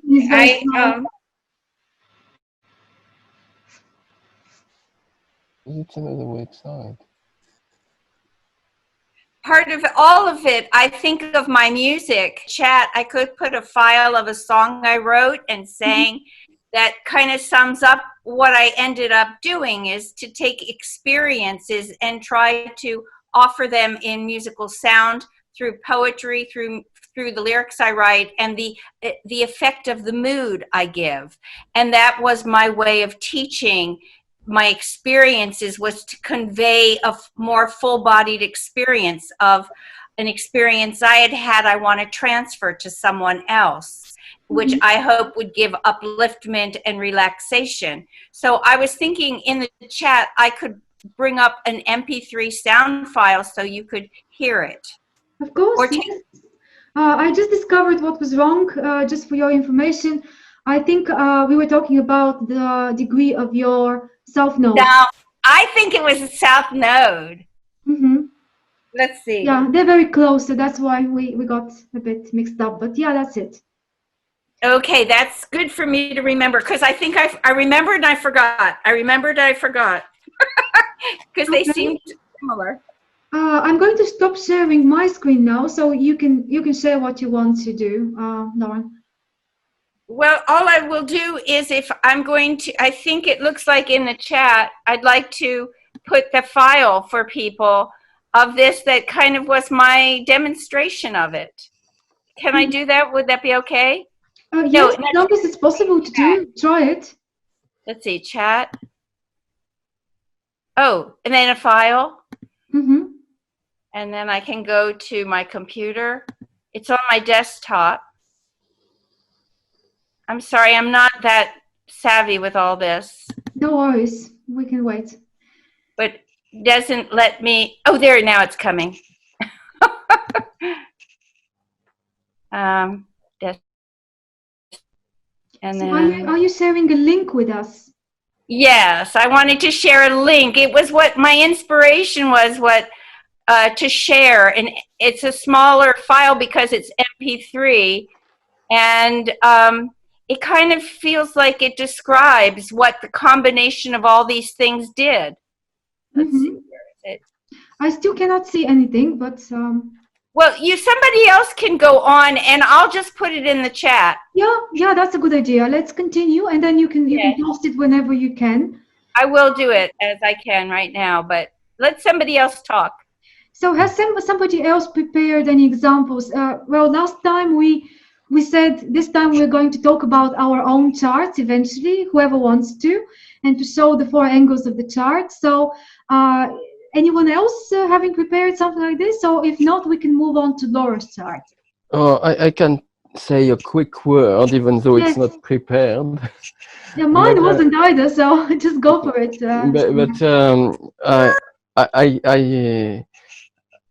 I find very relevant to remember that it's a language of symbols, and to understand the four angles, we have a direct experience of it, which is very, very simple in our everyday life, which is simply that the ascendant is the east and the descendant is the west. The MC is the middle of the day, and so because it's a symbolic language, it will mean anything that is like that. That means the ascendant is the morning. When the sun is rising, it's the morning. And the descendant, as the opposition, is when the sun is setting. And this corresponds to different states of mind and states of being that we experience every day. And so we know exactly what it means, because the ascendant is our morning. It's how we start. It's when we say it's how we come across. It's because if we meet someone for the first time, that's the morning of the relationship. So that's how we come across first. Mm-hmm. Or an example for the descendants that we associate with relationships. We can just look at at pictures. When you look at two people who are in love, they look at the sun setting, not the sun rising. And we have the meaning completely embedded, and you can just, or the MC is what you are doing in full light in the middle of the day. And on the other side, the north, if you have your house and you build your house, if you have the choice, you are going to face south, because that's where the light is. So somehow when you go back home, you're going north. And all these meaning, and if we follow the threads, we can connect the meaning of the angles to our own most simple experiences of everyday life. Yes, that's all, because we have been talking for a long time, so I'm not going to. No, that's a very valid point, because out of all the talking, we missed a lot of basics which are so important. Actually, I don't know. I just assume people know all this, but what you said about the first impression on the ascendant is crucial, and how we somehow express ourselves when we first meet a new situation or a new person automatically, and that becomes the first impression, the temperament that we project out, and they form some sort of opinion. But that's got very often very little to do with the essence of the personality, which is about planet in the chart and the IC and the other factors as well. So the ascendant could be a bit misleading, isn't it? The ascendant can be a bit of a tricky influence when it comes to how we are seen from outside.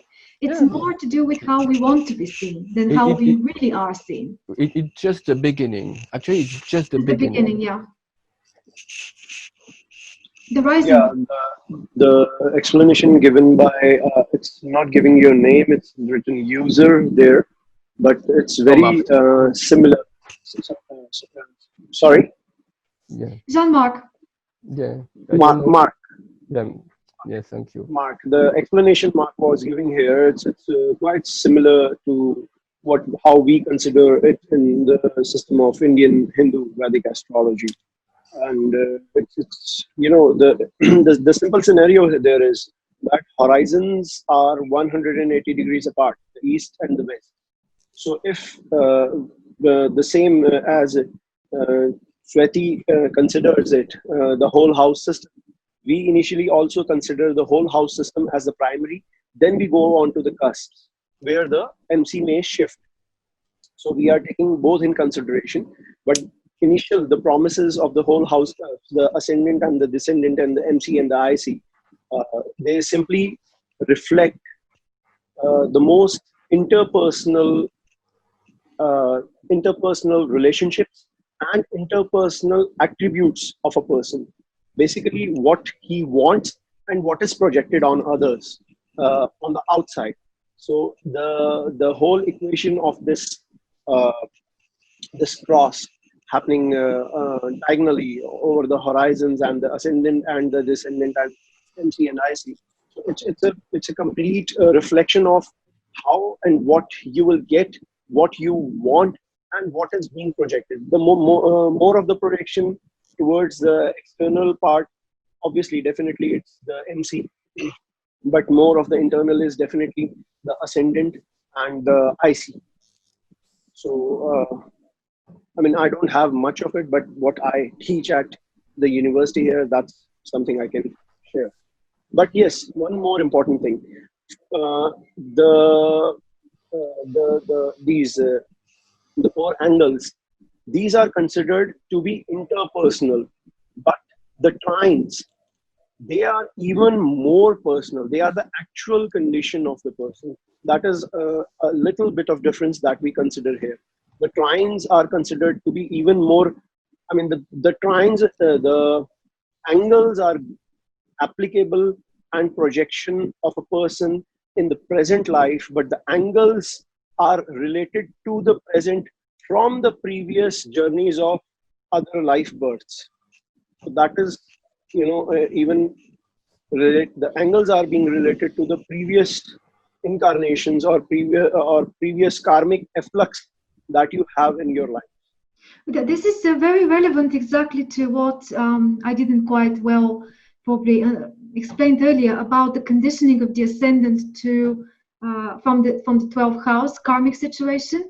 Maybe that's an overlap here to what you say, as the ascendant is really the starting point of the chart, and really the ascendant descendant line, the horizon line, is what sets the whole chart in the beginning, because then the zenith and the nadir, the IC and the MC, are the exactly parallel line to that. But in order to have that, we need to start from the horizon. And in that respect, the ascendant is the very basic first point that we fix on the chart. And all of this that we're talking about today is only relevant when we have a relatively accurate birth time. I think that's very important to mention. Because if you don't have the birth time right, then you can draw so many conclusions about especially about the degrees of the Sabian symbols, and sometimes even about the house position, the sign position of your angles. So that's very very crucial. But what you're saying, Gaurav, is like there is something conditioning that ascendant. We are trying to be something or to express ourselves in a certain way, almost like something is dictating that to us from nobody knows where and how, automatically. But there is the answer where this is coming from, I guess, could be sought in the 12th house. And I think when we have a planet there, this may suggest some unfinished business by our ancestors, for example, some unfinished karma that is pushing in the new cycle, beginning from the 1st house and the new ascendant, is pushing to come out again and to have yet another chance to realize itself. And this ascendant is its first step. It's the beginning of that process of trying to find its way through the new Dharma situation of that lifetime. Something like that. Well, in fact, we have researched over this. I mean, there has been a research class that has been, researching over the previous life issues associated with the present, and I have been part of that research group past 20 years, something now. So we have discovered a equation that we come to from the lunar mentions. From the lunar mentions, I mean, basically okay, let me explain it in the easiest way. There will be your moon. Moon is considered the most important when we are talking about the lunar mentions. The constellation, your birth constellation. When we say birth constellation, it means your constellation of the moon. If you go back, if you hop on 5 constellations back from the birth constellation, counting the birth constellation itself, you go back onto what we call is CPPL, CPPL. That simply means central point of previous life. So that very much that constellation, the 5th constellation in a backward motion, will definitely show extreme results in the present life,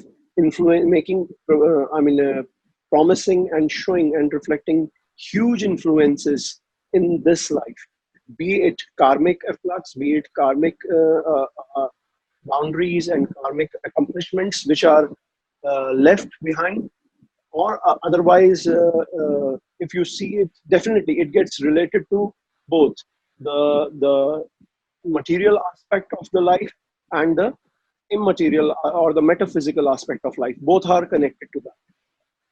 So that is something we work with. I see. Did I hear you say 5 lunar constellations backward? Yes, counting from your moon constellation. And in a 36, well, how many moon constellations are there? 27. 27. Thank you. I guess Gaurav will need to help us one time to calculate our charts with the Vedic system. Definitely. So we can see all this and how it works and start exploring it.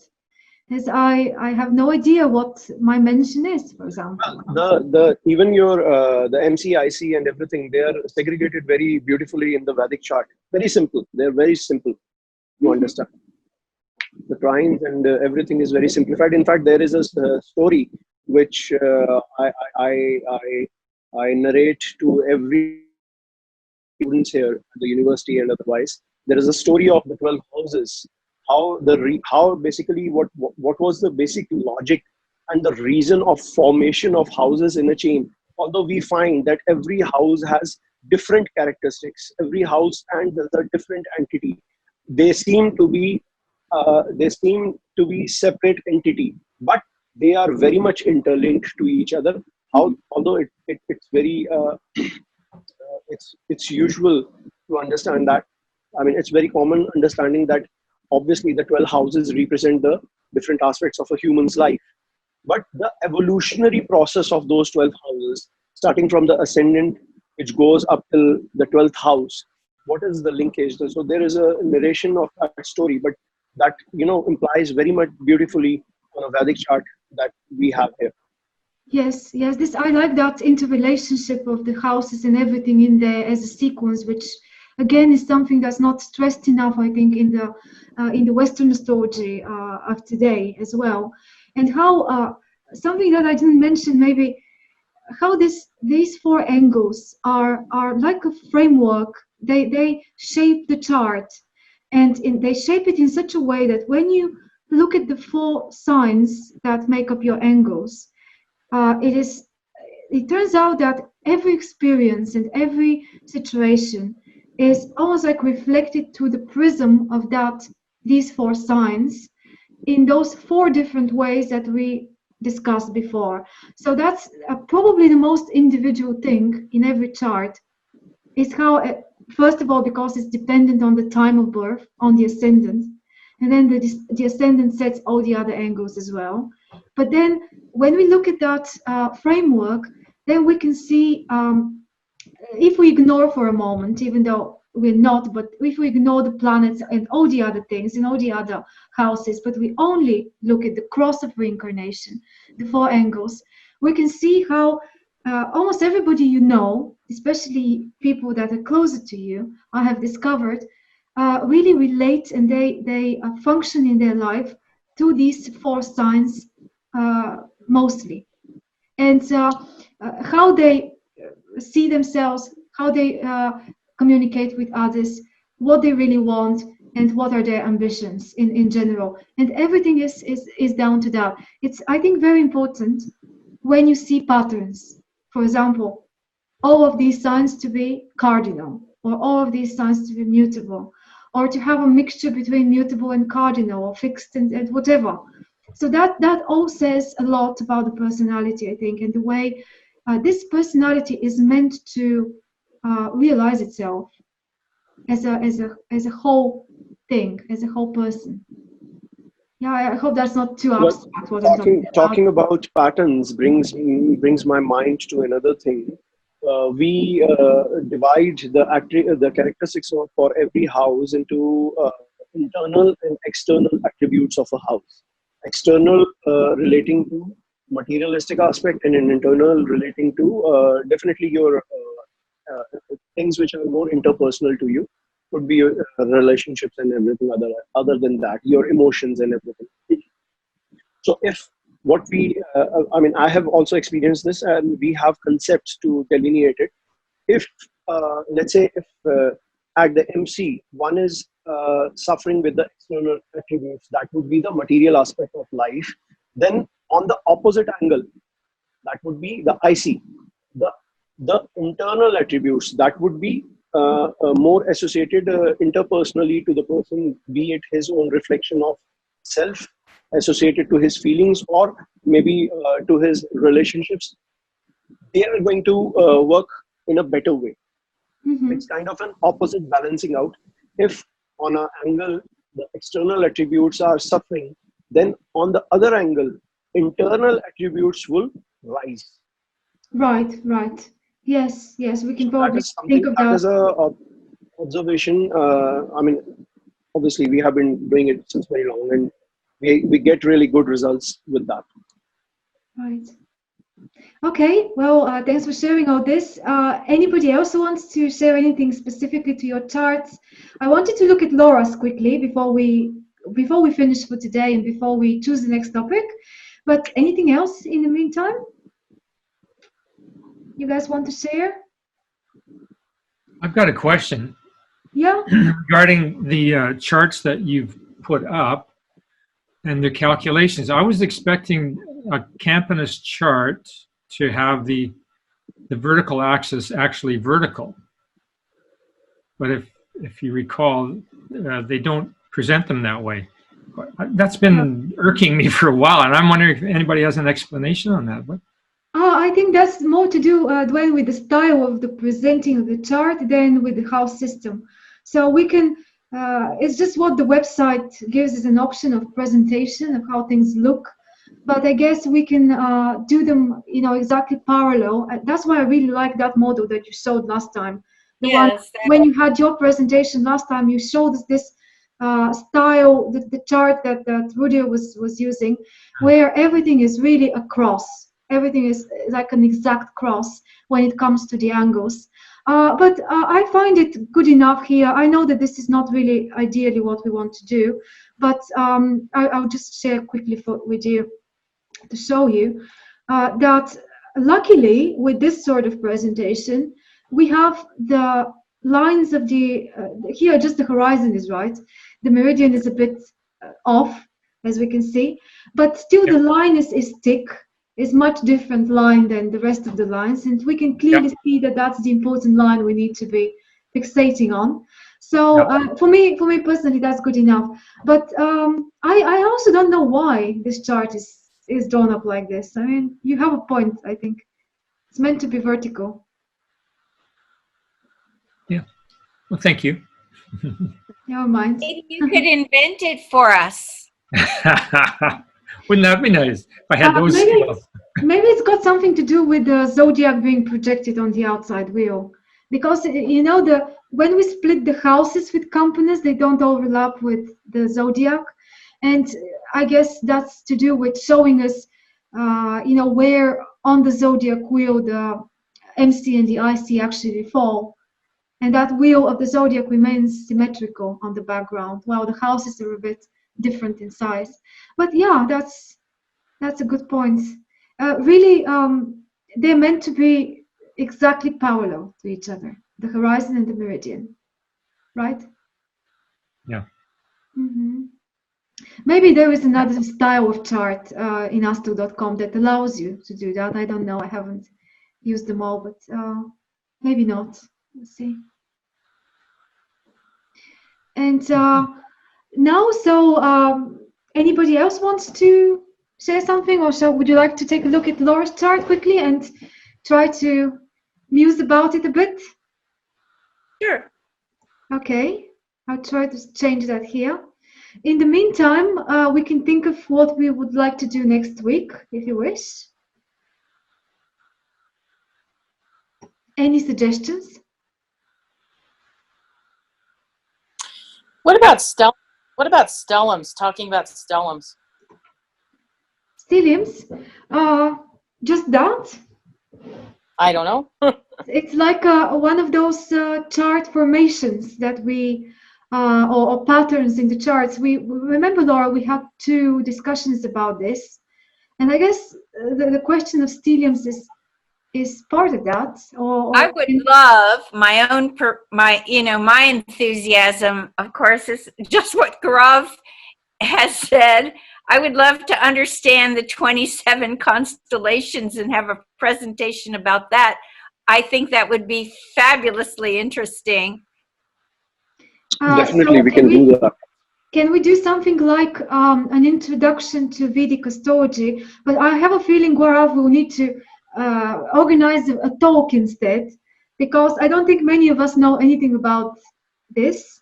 Or But if any of you if do, we then focused on these 27 constellations, could that, what would that be? Wouldn't that See, be let me see. Allow me to say.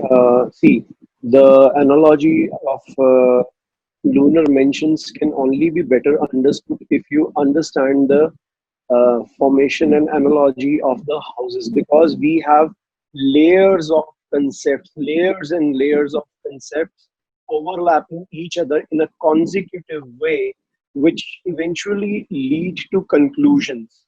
Either, definitely, questions will vary depending on material, social, psychological, interpersonal, or metaphysical, or beyond that, spiritual, or whatever you can call it. So we have layers of those things to, understand the pattern of it. So depending on the question, we use those concepts. So although an hour of presentation is not sufficient, but I can work out for a very brief presentation over that. I would The love 27 that. constellations Myself, and I'm vocal in my enthusiasm. definitely, but I would need Redilina's permission. no, you always have my permission, and I'm more than happy to, give it over to you to initiate something on one of the next Thursdays. Just think about it. Think how we can But formulate it. since we have been talking about the angles, I have one slide which I can show to clear the way we see angles at and how we see the trines at. But I would want you to finish up with the present agenda. If we have time, then maybe I'll take 5 more minutes. Well, I honestly, I don't think we're going to have time because we're already approaching the 3rd hour, maybe more. Oh my And goodness. I'm sure people are very tired, but you definitely can do that next time. You can do that next time, Sure. Gaurav, or we can, we can choose a topic around what you just discussed with Lauren.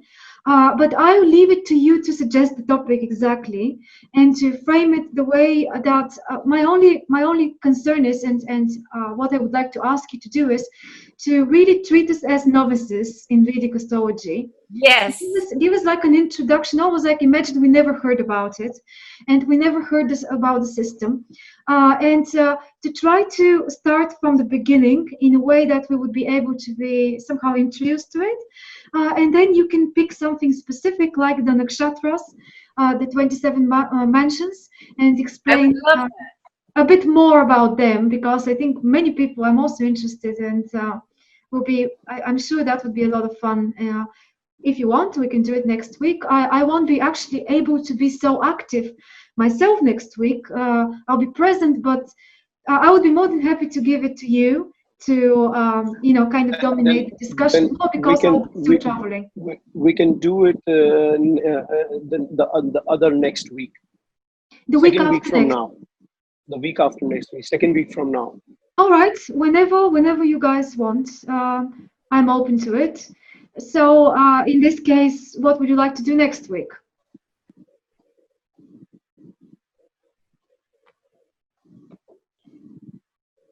Any ideas, suggestions?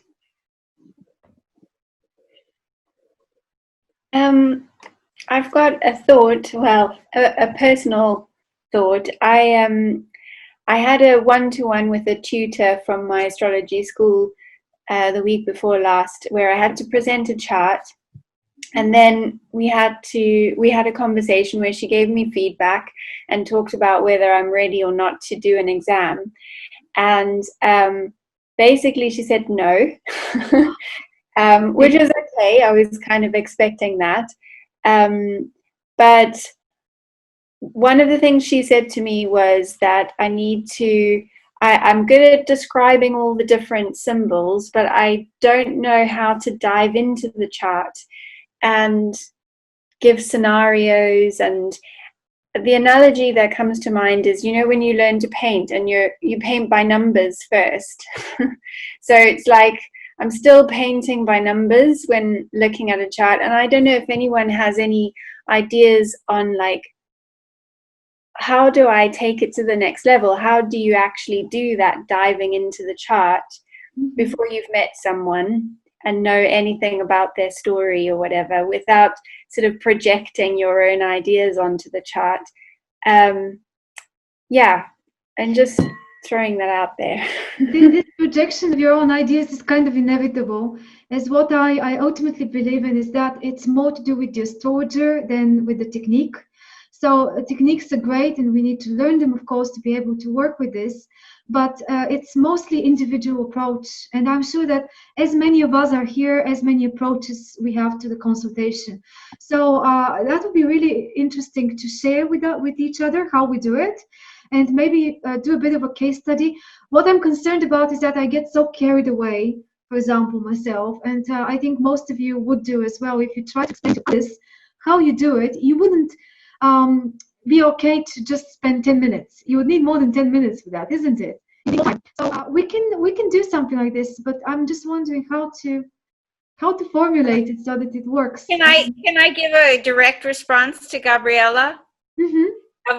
Of just simply that I list many things that occur to me, and then I look for my intuition. Also, I give pause to make a bigger picture of the pieces. And as other people have said, looking for patterns that repeat themselves. Yeah. Very good suggestions. Well, actually, we can do it. I felt like I was doing that.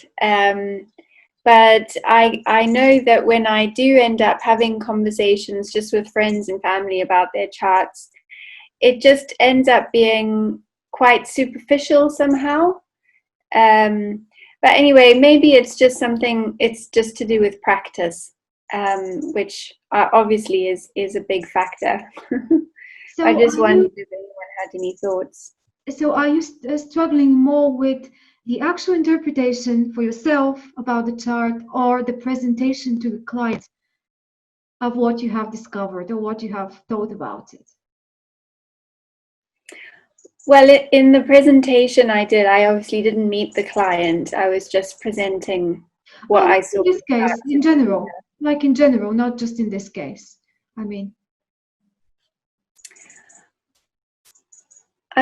I have to do quite a lot of preparation and reading up in order to get familiar with all the descriptions of the different aspects and all of that. So I feel like I'm still at a stage where I'm doing a lot of work preparation to talk to someone, and then when I do talk to them, I guess I just feel like I'm doing a presentation as opposed to having a conversation. Mm-hmm. Yes. Yeah. Yes. This is quite common, I think, and I can relate to that. So for the beginning. Well, one of the things is after a presentation,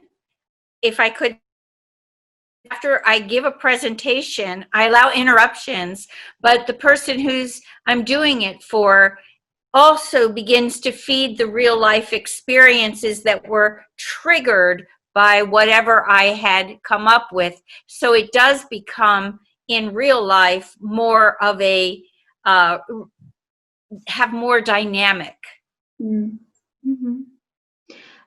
Well, I think we should do something like, for example, tell me what you think. suggestions, tips, and ideas about chart interpretation and working with clients, and all sorts of practicalities around, working with someone with their chart and then presenting it. And we just ideas. But when things are a little bit more organized next time, is if you want to make a quick list of things, suggestions, tips that you use in your work, or you think are a good idea, or maybe you read about them somewhere and you think it could be a good idea to consider this, and just share with us one by one, if that We makes talked sense. about doing that, so I think that's maybe this is a good time to do it while we wait also for more this other 27 constellations. Yes. Okay. Yeah. That's fine. Yes. So shall we pick this up for next time? Yes. All right. All right. Okay. I suggest we finish by looking quickly for another 5-10 minutes at Laura's chart. I switched on the questions because I think, Laura, you were asking about something related to that. But tell me first, if you have, what is that you want to concentrate on in terms of the angles?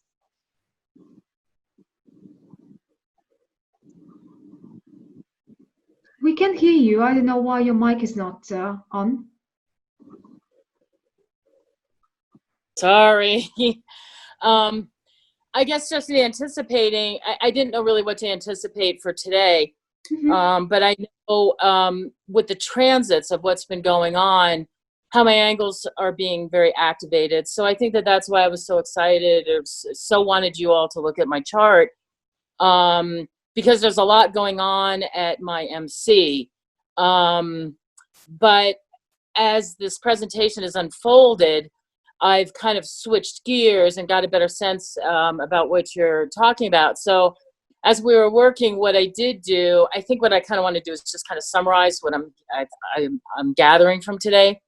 Is what I did is as we were talking, I took those 4 angles and I looked at the Sabian symbols. Mm-hmm. And I don't have enough time to really process that, but if I'm understanding correctly, is one of the tools that I now have in looking at a chart are those 4 angles, and looking at those Sabian symbols and letting that kind of mull in my mouth like a fine wine. And what does those Sabian symbols of those 4 angles tell me about the essence of kind of what I'm working through in my chart? I mean, is that accurate, to kind of an accurate summary to come away from for today? Oh, well, it could be, yes. Yeah, the angles are extremely important, the degrees, the angles. And I think they really come about in terms of what they really are suggesting to you if you allow them to speak for themselves, the symbols, instead of trying to frame them into some sort of literal interpretation, if that makes sense. And they seem to be, I don't know, this is very tricky with the angles because this is the most uncertain thing in the chart, as hardly anybody knows there is almost everyone is hesitant to pick up the angle, the degree of their ascendant or descendant. For example, I was quite convinced that the 24th degree, 25th degree of Taurus and Scorpio are my rising. And I thought this is so similar to a birth chart to me. So that's how I kind of thought that's the one. But otherwise, it's tricky to determine the degrees, isn't it? So I'm sorry, a little of what you said faded in and out. So like you said something about Taurus. Oh, I'm sorry. I was trying to say that ultimately, I guess the signs on the cusps of the angles should be our first primal point of reference to start thinking about the energies there. And only after we're really certain about the degree, not very often very certain, isn't it? Then we can be more reliant on the symbols. Right. I think it's really interesting how you're at 24 and mine's like 25, 26. Mm-hmm. which is interesting. But I wanted to take it a step further, if I may, and this may be kind of like a summarize and then segue into like next time. Yeah. But I think where I was anticipating is the transits and how the transits of today are impacting then those 4 angles. Because like I've got the North Node on my MC, Neptune's coming up on my descendant.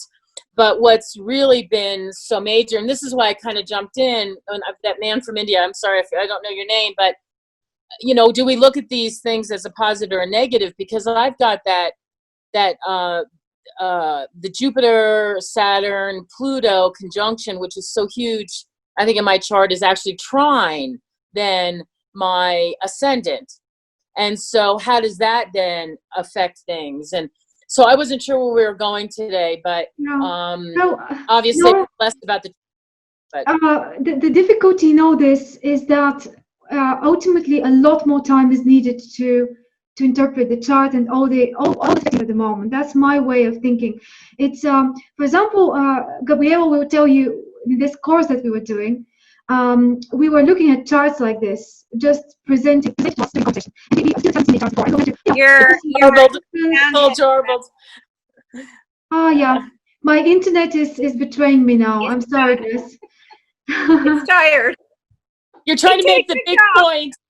You're trying to make the big point. It's garbled. Yeah, I'm sorry. I would be suggesting that we give it a stop now, because it's not going to work, I guess. Yeah. I'm getting a message that my internet is not stable enough. So yeah, I wanted to say we need more time to be able to give you a proper interpretation, Laura.